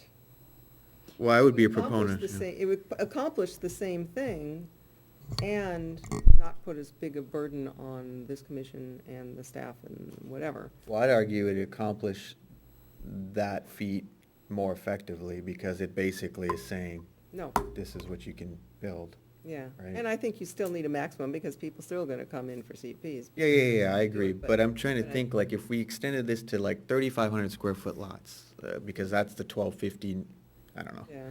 Gosh, that would It be just seems- insane to have a house in here that's, well, you're 50 square feet over, that's gonna, I mean, I just don't know, I mean, like, I don't know, like, at what point does it? Well, it just depends. I mean, if you're going to change the gross floor area based on lot size and make it less generous, Mhm. then it depends on where your new threshold is also. Right. So, I mean, it all kind of depends. If your threshold is still high for a CUP, then it won't make a difference. But if you lower that threshold, They'll still come in. or if you lower it based on, 90% of each one of these, it just depends on what you do. But until we actually get to some kind of a more concrete number, it's kind of hard to tell, but it could increase. I mean, it could make it so more plan checks are not by right, but they have to come before you. That could be the end result, but again, it depends on how you, relative Right. to those two things, how you play around with it. I mean, it seems like, from my point of view, I would like to look at changing both these things in concert together. So you lower the maximum number of square feet that people can have on a lot by percentage, or whatever, how you do it. And then in concert with that, you also think about what the CUP cutoff should be, because people are still gonna wanna have CUPs, or still wanna do something different.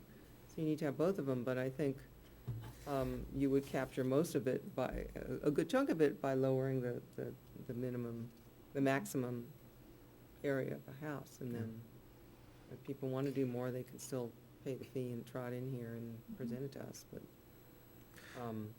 I think probably the. get less, it wouldn't be as much of a burden as just lowering this without lowering the other one together, and I think that doing them in concert makes a lot more sense, but we really have to, I mean, from my point of view, what I would really want to do before I made any decisions about the actual sizes is go out and look at houses on lots that we knew the sizes of and say, okay, I see what this means. Because it's really easy to talk about it, but I need to look at it. I need to see, okay, this is a 3,000-foot house on a 11,000-foot lot. This is a 2,000-foot house on a 5,000-foot lot. Just to kind of see what these look like, how big they are, to really have a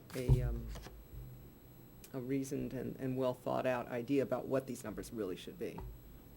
Yeah. Because I think that's what we want to get. We want to come up with something that works for. I was gonna say the same. I mean, I think for the GFA, for the floor area percentage, I think that needs to happen in concert with the CUP threshold, but I think we need to study, I don't think it's good enough that it's 35% because it's always been 35%. I think we need to look at what makes sense and what makes sense at each level. I don't think it should just be R1 is 35%. I think R1, that's 5,000 square feet, should be X percent potentially, and stuff that's 15,000 square feet should be.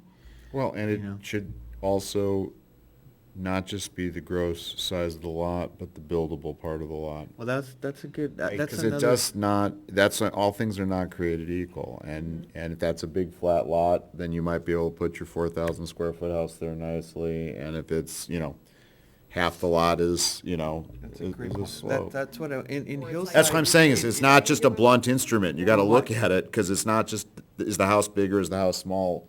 It's does the house work? Well, but that's an easy, that's another major pillar is Because we live in a neighborhood that is an entire slope, the entire slope. The entire city's on a slope. Entire city's on a slope.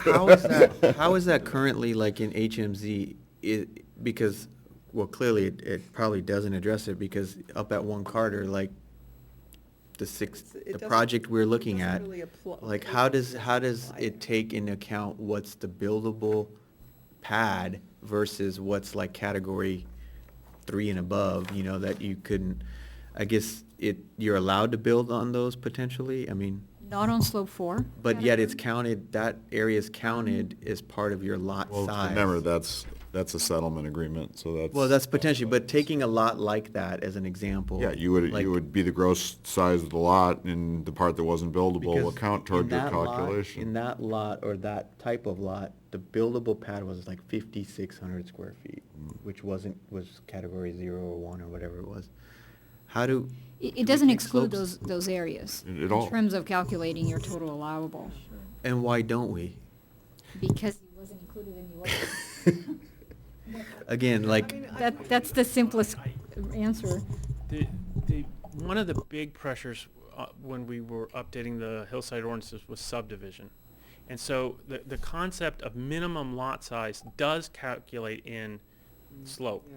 So you have to, in order to get a size, meet the minimum lot size in the hillside, there's some multiplier for slope 4, you only get counted at 2%, and then slope 3 at some percent. So that way, you really need to have a decent sized pad. But when it got to the issue of gross floor area, like I said, there was a lot of political pushback, and that just didn't fly. You could wind up in. because that's the big issue right there, was in lots like that where it's 13,000 square feet, but it's all around, Right. Funky land. We had a lot funky less. land, and then what's really buildable, and we basically shoehorn I don't know what we ended up, but about a 3,100 square foot house on 5,600 square feet of pad. Yeah. But I Gosh. think one thing to keep in mind, though, is I agree with all those comments about the gross floor area, the pad versus slope, how you calculate those things. But if you start expanding and you put that into lowering these thresholds, you're not going to lower the thresholds. Yeah. I really think that the thing to do is just lower the thresholds. Yeah. There's political will pick for one that. thing, The city yeah. council already said they wanted it.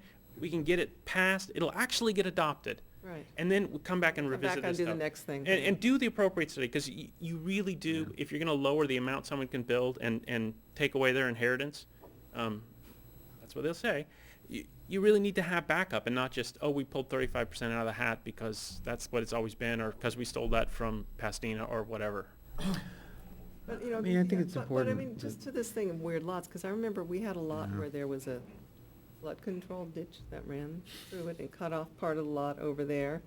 And they wanted to have the square footage of the house that would have fit on the whole area of the lot where, a third of it was clearly completely unbuildable. So, I mean, there are these kind of exceptions, but I also agree with the idea that, make a step. And probably the step is to reduce the maximum area. I mean, I think that there is will to do that, and I think that could be step one. Step two could be to come back and think about the CUP cutoff and do these two things in concert with each other, but in a really thought-out way. So I think that there is support in Sierra Madre to do this. Well, I agree. I think that the lowering the floor area does require some, and I don't really know even how we go about it. I mean, I would love to sort of We just do what you're doing. We do some looking around and Yeah, come some up with study. some ideas, some study, and. But I think this cut up, Write us a new language. I think we should reverse it. I mean, what John's saying makes sense. I think if this is sort of, I don't want to call it a stopgap, but it creates more oversight over a range. Yeah. And that's something doesn't require much more in-depth research to kind of figure out that it's a good thing, It's you easy know. it's an It's there. easier thing for us Yeah. to get. But I think for it to really work, it's got to be in concert with the floor area, but I think that part requires a little more studying. I would love to sort of put that on as something we discuss further, or if there's a way for I just think us that to the work clock's with. ticking on the moratorium. Yeah, I mean, I think that's The faster something we get need into to look this, at the in this better. time period.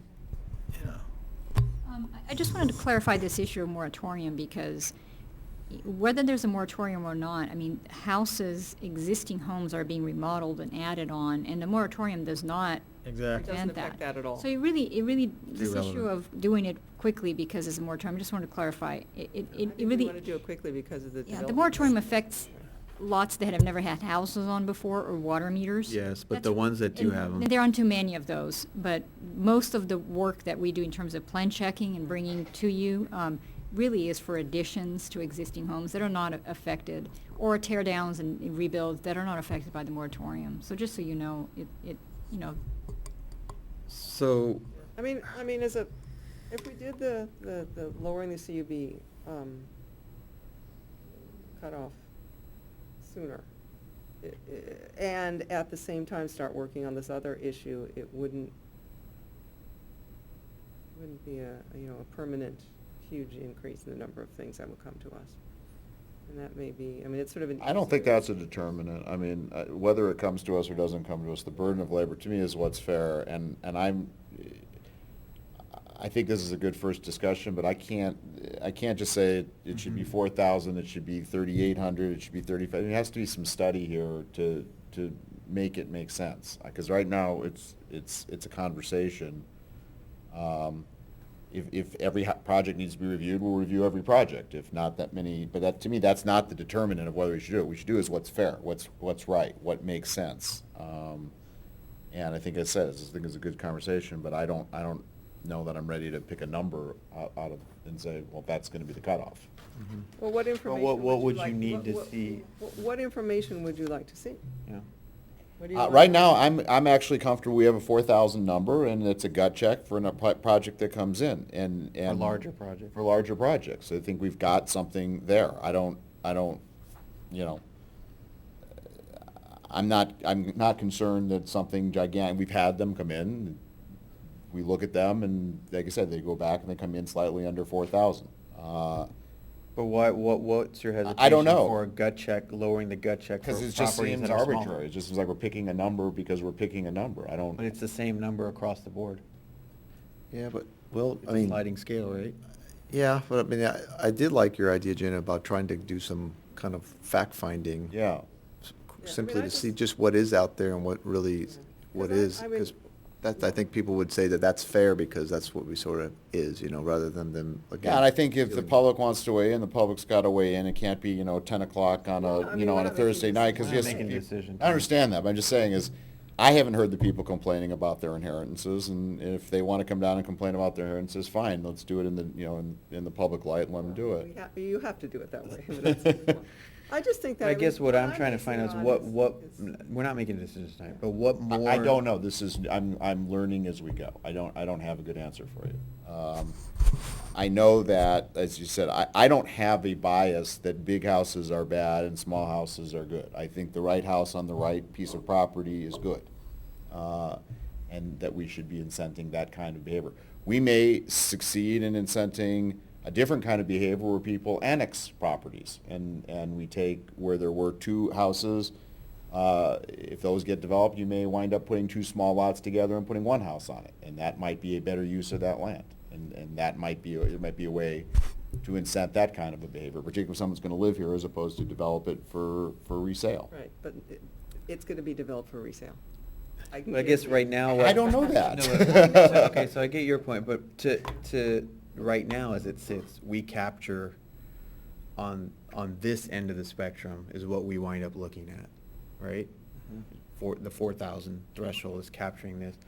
But I would argue that there's a section of homes just below that that we don't capture or look at or vet because that threshold set, Then the your answer lot is, won't allow then the that. answer is, then you're correct, then the answer is the 35% number is wrong, and that's the number that needs to be changed.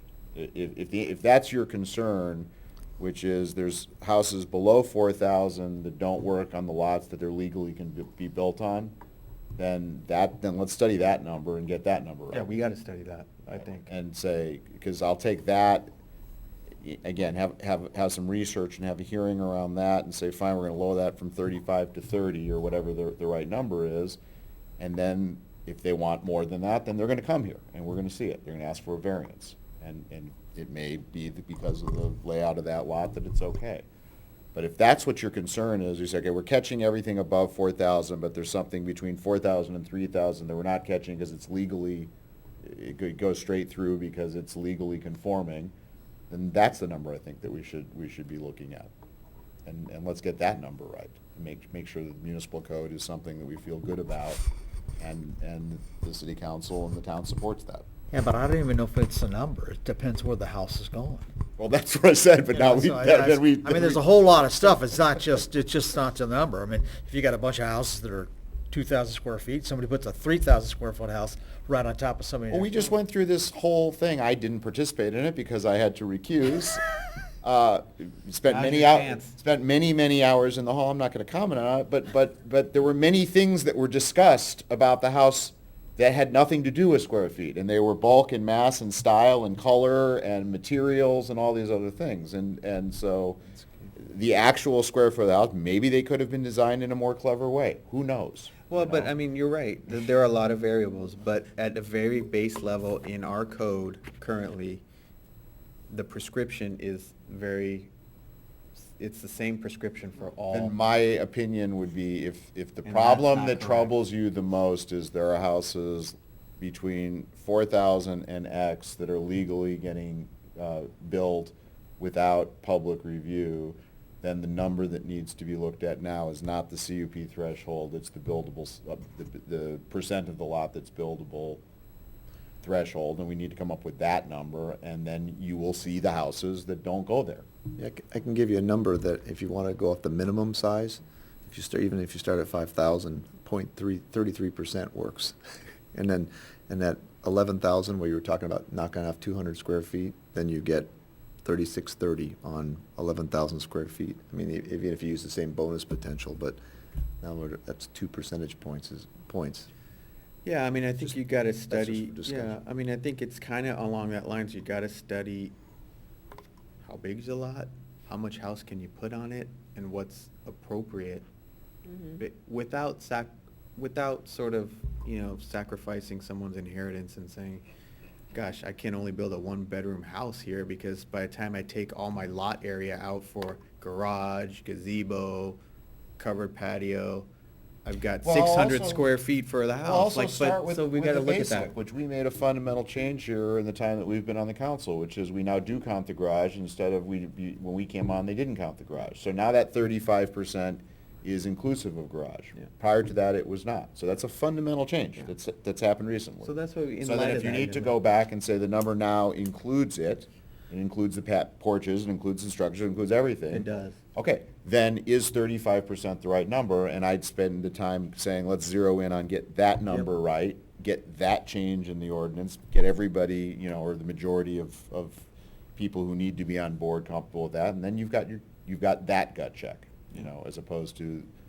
how big is the house? Because how big is the house is not really the issue. It's how big is the house on that lot in that zone. Well, yeah, and that's the part that you can't always capture by just a number, and that's where the CUP comes in. Yeah. Because. I think you need the know, review. Yeah, because. We need both. A 4,000 square foot house could be 4,000 feet on one floor, or 4,000 feet on two floors. It could be, you know, with a super pointy, a very peaky roof. It could be, you know, it could be with really high ceilings. It could, I mean, there's many variables. We have these houses come that have, you know, 14-foot ceiling foyers, which is hugely increases the bulk. You know, there's. We count that it's- square foot twice. No, 16. 16. Oh, 16. You know, I so have that, one thing so on that there's a lot of stuff about it. There's sort of, I think it's also the issue of right versus heightened review. I mean, the idea is that there's some amount of building that's just fine. Go ahead and build it no matter how ugly it is, because it's so small we can hide it.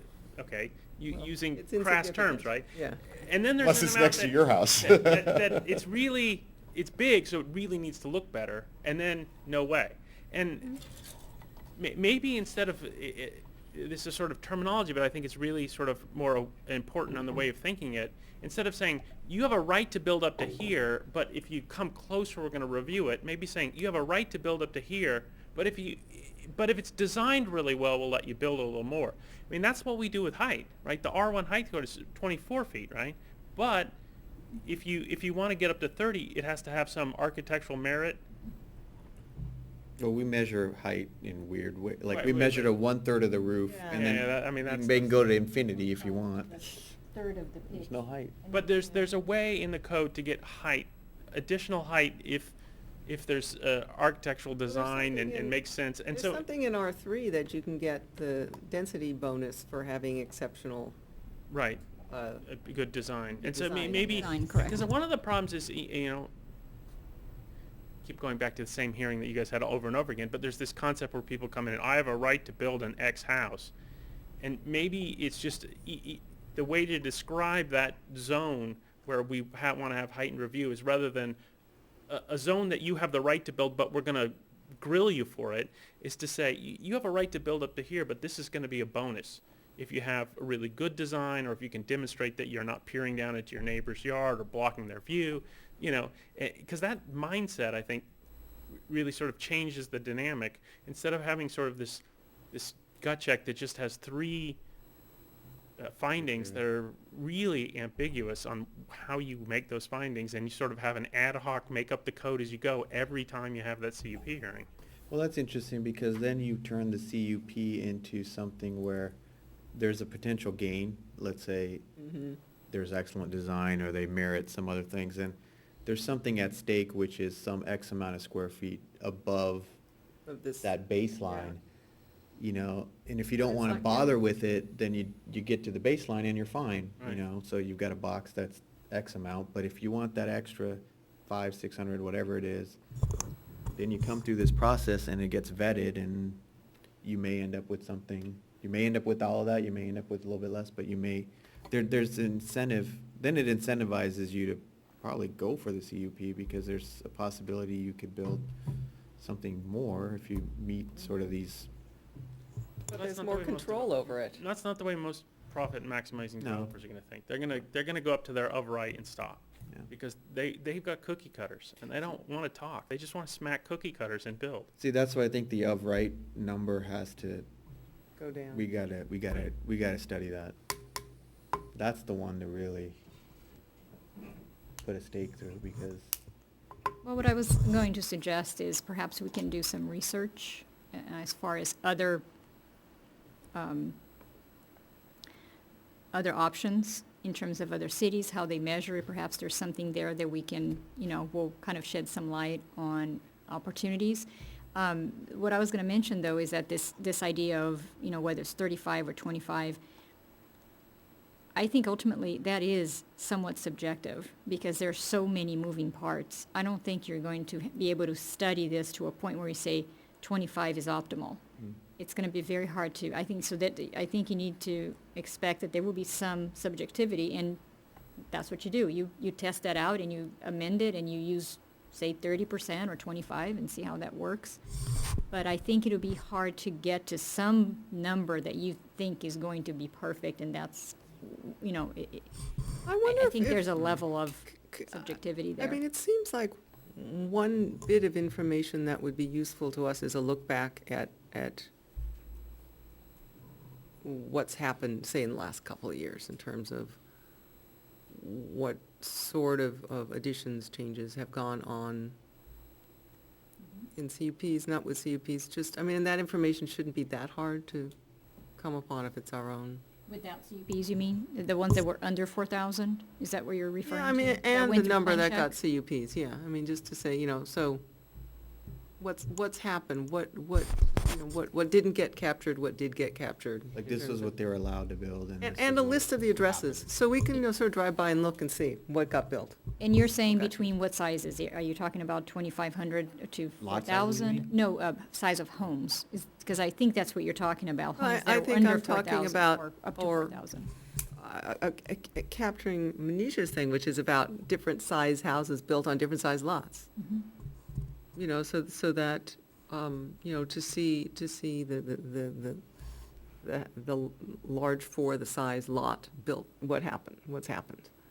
Because what we're trying to capture here is houses that are too big for the lot and the neighborhood. This is the issue that I'm concerned about.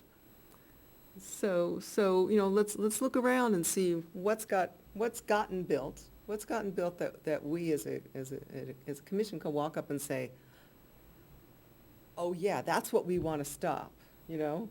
And then see what were the dimensions of that.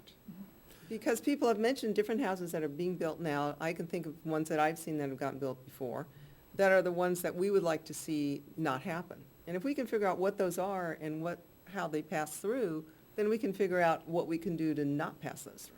I was gonna say another way, that's a good suggestion, another way maybe to take samplings almost, you know,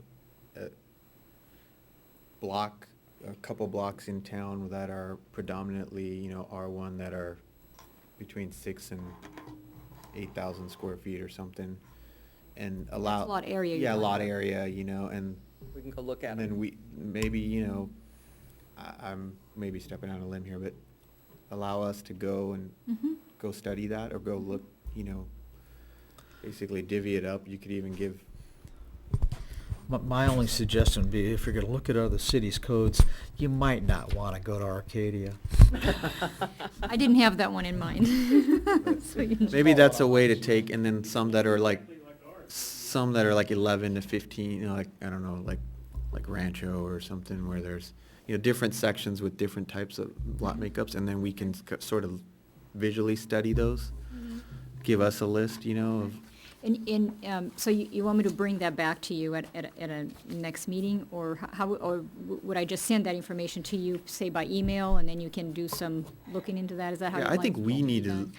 personally, I feel like I think that information that Gina's asking is probably good too, but that would be coming from you guys. But if there's a way to sample out certain portions of town and then let us, you know, Mhm. go look at 'em. Go look at it and see what, you know, I Okay. mean, give us some primer on the size of lots that are. Okay. They are, And make you know, sure we need you some information. normalize for the size with, and because again, all of those, they were measured as size without garage until very recently. Well, you're talking about lot sizes only, though. I'm right? talking about lot sizes. Yeah, But you're talking about not what's on the what lot. when you look at it, you say, this is a lot size X where a house of Y, Currently, you mean. yeah, Yeah.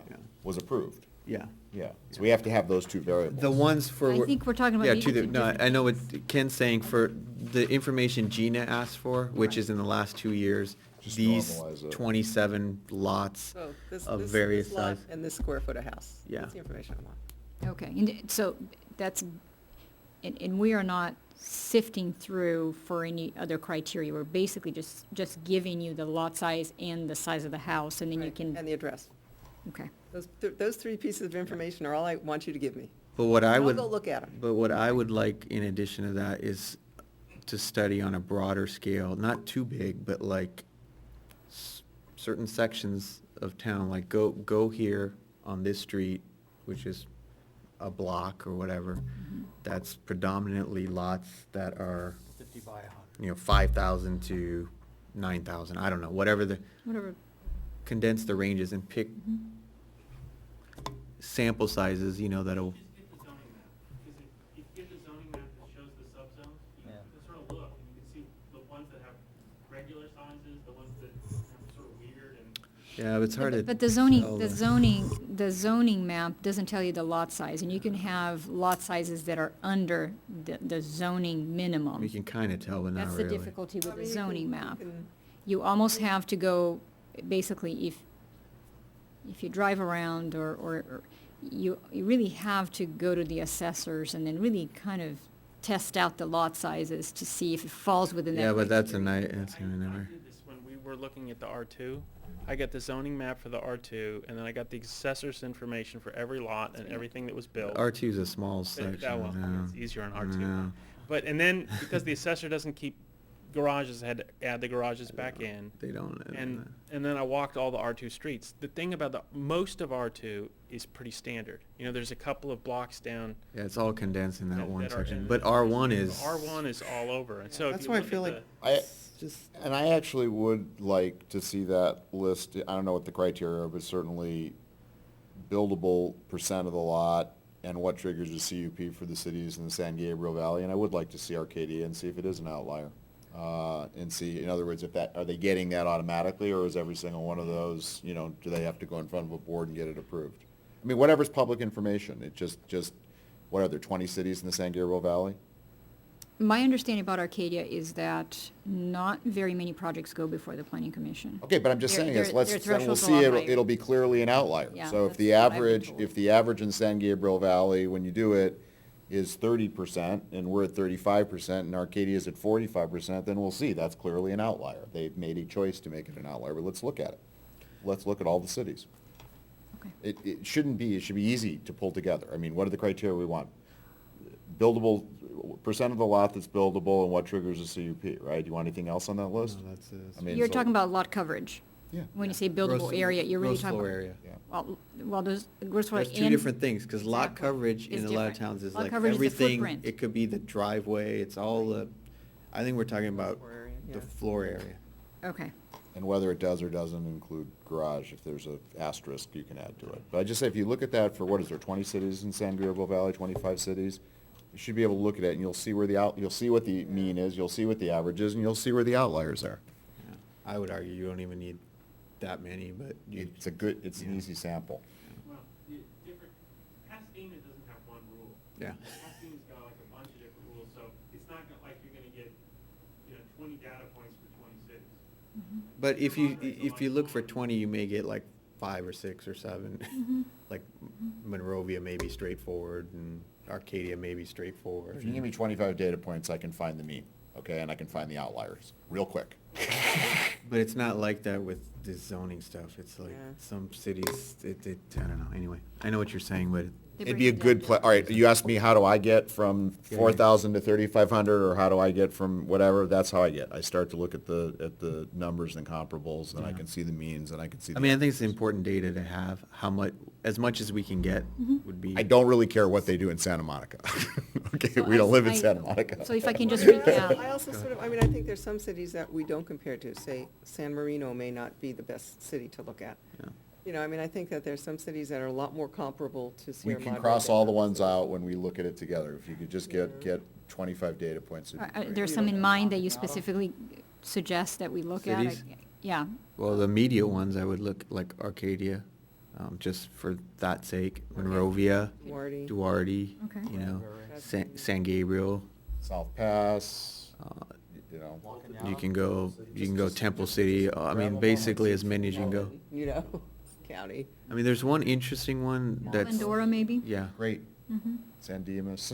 I mean, you know, Well, I mean, you wanna kinda, you know. the data points will tell you the story. They'll show you Pasadena's where the kinda mean is, funky, They'll tell you where the Mhm. average but- is, and they'll Yeah. show you where the outliers are. I mean, I can't even make sense of half the things that.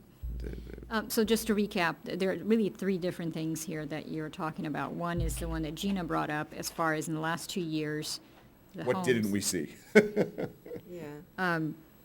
Basically, the address, the size of the house, and the lot size, and that's above 2,000 square feet, or do you want everything? Is there some kind of a, from 3,000 to 4,000 is what you want? How many to would, have? how many would everything What is- be if were it you was shaking 2 your years? head? I mean, would I it be can't- 20? Would it be 25? Would it be 100? It's not that many, I right? can't, well, we Well, if we you would have to talk pull about- each one out Yeah. and review. If We you don't have a talk about database that tells additions us and new what we buildings, have. We don't you're have that. So probably it's a fine. manual, Houses, right? process. No, and I think we're not, yeah, we're Within not the talking canyon, about so. Canyon. I mean, Talking we're about talking R1. about R1, right? But you gave a time period of the last 2 years, right? So does that govern, or does your threshold of, you know, like, I'm trying to limit it a little bit, Years. only Yeah, I mean, I don't- because I don't it's a wanna make manual this- process of I actually do not pulling. wanna what's make reasonable? a Like, giant- what's I don't wanna make reasonable? this Say a between giant 3 and project. 4, which is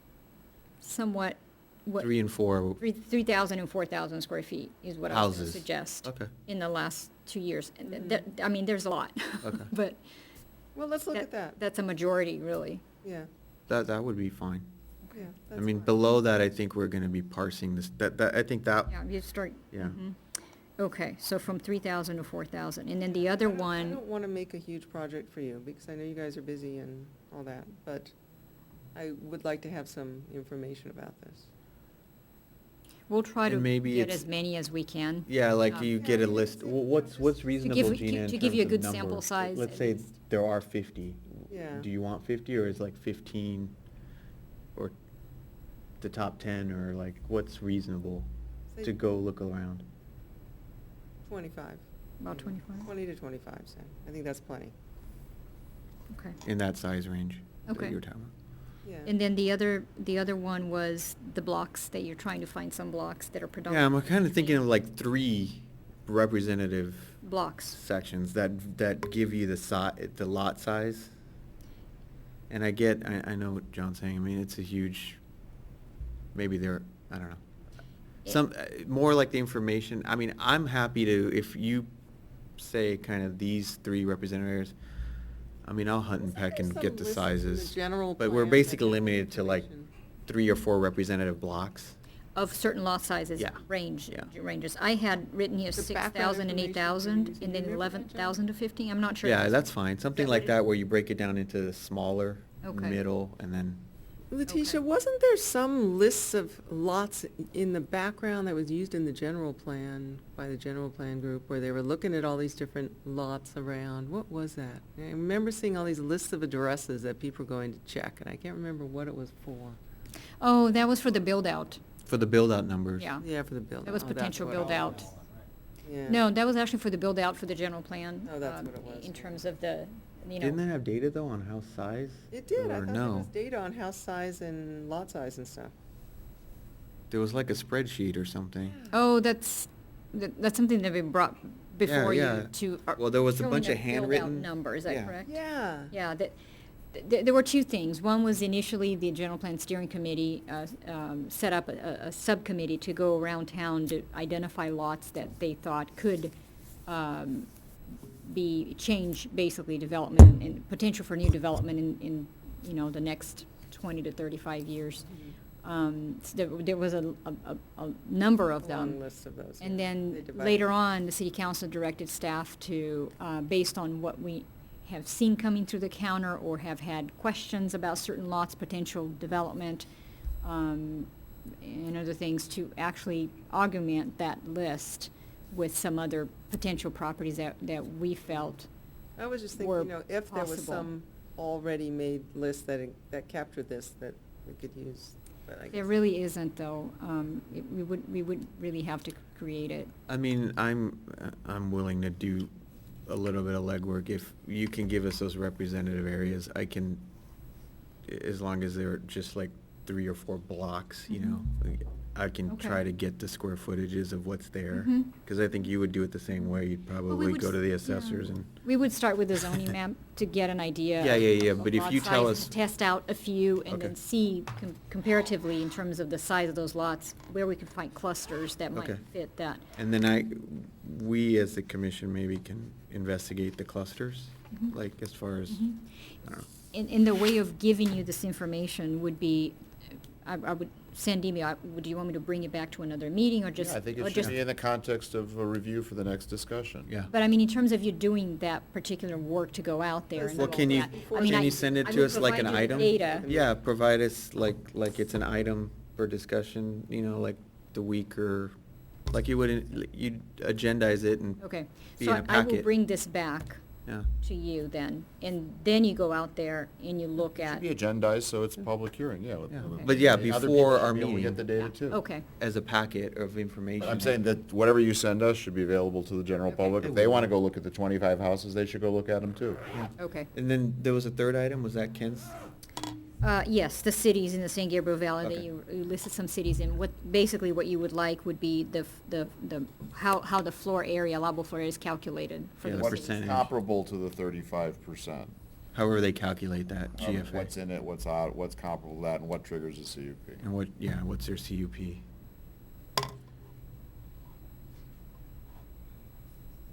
And if we can have all that by the next meeting, that'd be great. I was gonna say, And Danny's gone. if this could be continued to a date uncertain, only because I don't want to promise and then have You're to gonna be short-staffed push this soon. out, so, yeah.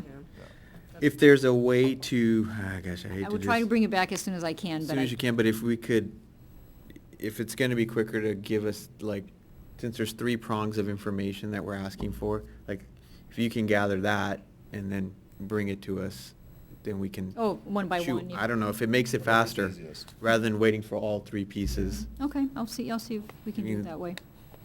because then the discussion can Discuss them continue. separately too. Okay. As long as but make sure it's available to the public, so whatever you give Think us. about that, if that Okay. helps. Okay. Okay. All right, we gotta wrap this up here. All right, we're Do you done with the remember what discussion? happened 4 hours ago? Yeah, I was here. Yeah. Oral communication, audience, I'm gonna, there's an additional opportunity for any person to address the planning commission at 8 AM not on the agenda. When addressing the planning commission, begin by providing your name and address for the record. Nobody? No takers? All right, we will close audience comments or oral communication and bring it back to the planning commission. Anything? So what's the timetable on Danny, and is there an interim plan, or is there something going on? We are recruiting for a director, and there will be interviews starting next week, so. Who's doing the interviewing? There will be a panel doing the interviewing. There will be 2 sets of interviews. The first panel is next week, and the second panel. Who is on the panel? The panel, it'll be consistent of other planners or directors from other cities. That's the first panel. Okay. The second panel will be staff. Staff, cities. So the planning commission doesn't help interview the person who's gonna be the director of, no? Mhm. Really? We've never done that. Not in Sierra Madre. Mhm. Is that because that came down in a tablet from a high mountain somewhere? 35%. Where did that come from? Okay, so if it's possible, I think that, given that we're gonna be working together, that it might be reasonable to include 1 or 2 commissioners in the interviewing process, so I would like to make a request, however that could be considered. I can pass that on to the That city would be manager. terrific. Mhm. Seems like that would be a reasonable, if we're the yeah. people the person's working with, that they would be involved. I'm not sure how the panel is established or what the guidelines are, but I can certainly pass that on if there's an Terrific. opportunity for that. We should have done this in reverse, but planning and community preservation staff. Thank you. As you noticed, Danny is not here tonight. Yes. He meant to be here. This would have been his last meeting. Oh. And he tried, but he couldn't make it. He slipped out without saying goodbye? He's actually sick. Oh. He was out sick today. He left sick yesterday. He Okay. asked me to let you know that he will be calling each one of you before he leaves. His last day is October 30th. So between now and then, he will contact you. But unfortunately, he couldn't be here tonight, so. Oh, man. Also, your next meeting is November 6th, and it's a general plan review meeting, so. What's left? There's still some implementation left on about 7 or 8 sections. The land use map should be coming back to you as well on those items that you asked for further information. Glossary and appendix also will come to you. And that's pretty much it. And that's it? We'll never talk Well, about the the- general plan again? There may, I mean, there may be 2 or 3 more meetings, but those are the items that you would have, coming to you. It just depends on how fast I can get them ready for you, so. One question for you, and this is kind of dovetailing on 610.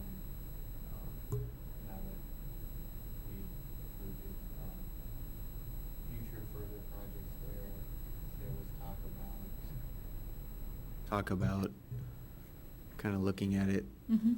first holistically. Is that gain any traction with the potential applicant to do that, or how? Well, it appears that they are willing to do that. That's Yeah. the understanding I got from, from what they mentioned at that meeting. So, whether that's something that you're willing to look at, I'm not quite sure how practical that would be in terms of the actual approval process, how that would work. Yeah, I had a hard time getting my mind around how that would work. Mhm. I sort of think the city attorney might have some input into what that would mean. I just feel like there's not enough trust there, Gina. You think? I mean, if the applicant wants to put the time and effort into developing a master plan of how the different lots would lay out and what some of the design criteria would look like. It's starting to work a little bit into design review. That can come back and be reviewed and potentially approved as a separate matter. But it doesn't mean that each individual house is not going to go through the same No, it level would of still. rigorous review. What it would mean is that you get 2 bites of the apple. You get to look more holistically at the area. It doesn't seem like it would be a bad thing. It's a little more work, but then you're coming at each individual lot because they are individual. They've got different topography, different size building pads, and that should be taken into consideration when you master plan it. So there'd be more thought going into how the community's going to look, each house relative to the other. I mean, they could even get down into the details of, maybe on this lot it's a single story, on this lot, because we don't want it, a massive double-story houses looking like a Goodness. fortress. Those kinds of things could be considered in a master plan. It doesn't seem to me that it would be a poor tool for you to use. It would be an additional tool, and it would be more work for them. It will push out the length of time. If they say, hold everything, we're going to take a time out and do a master plan, then they should be doing that first before you approve the next property or the next design that would be considered part of that master plan. So would push everything out farther, and you'd have an additional tool. Are they willing to do that? I don't know. Okay. They said they were, but. That's incumbent on them. They have to elect. It would be, provide yes. that. Okay. So. What happens now to 610? Does that go to the city council? No, it's done. It's done. I mean, That's it's- it? So there- unless it's appealed, there is an Unless it's appeal appealed. period.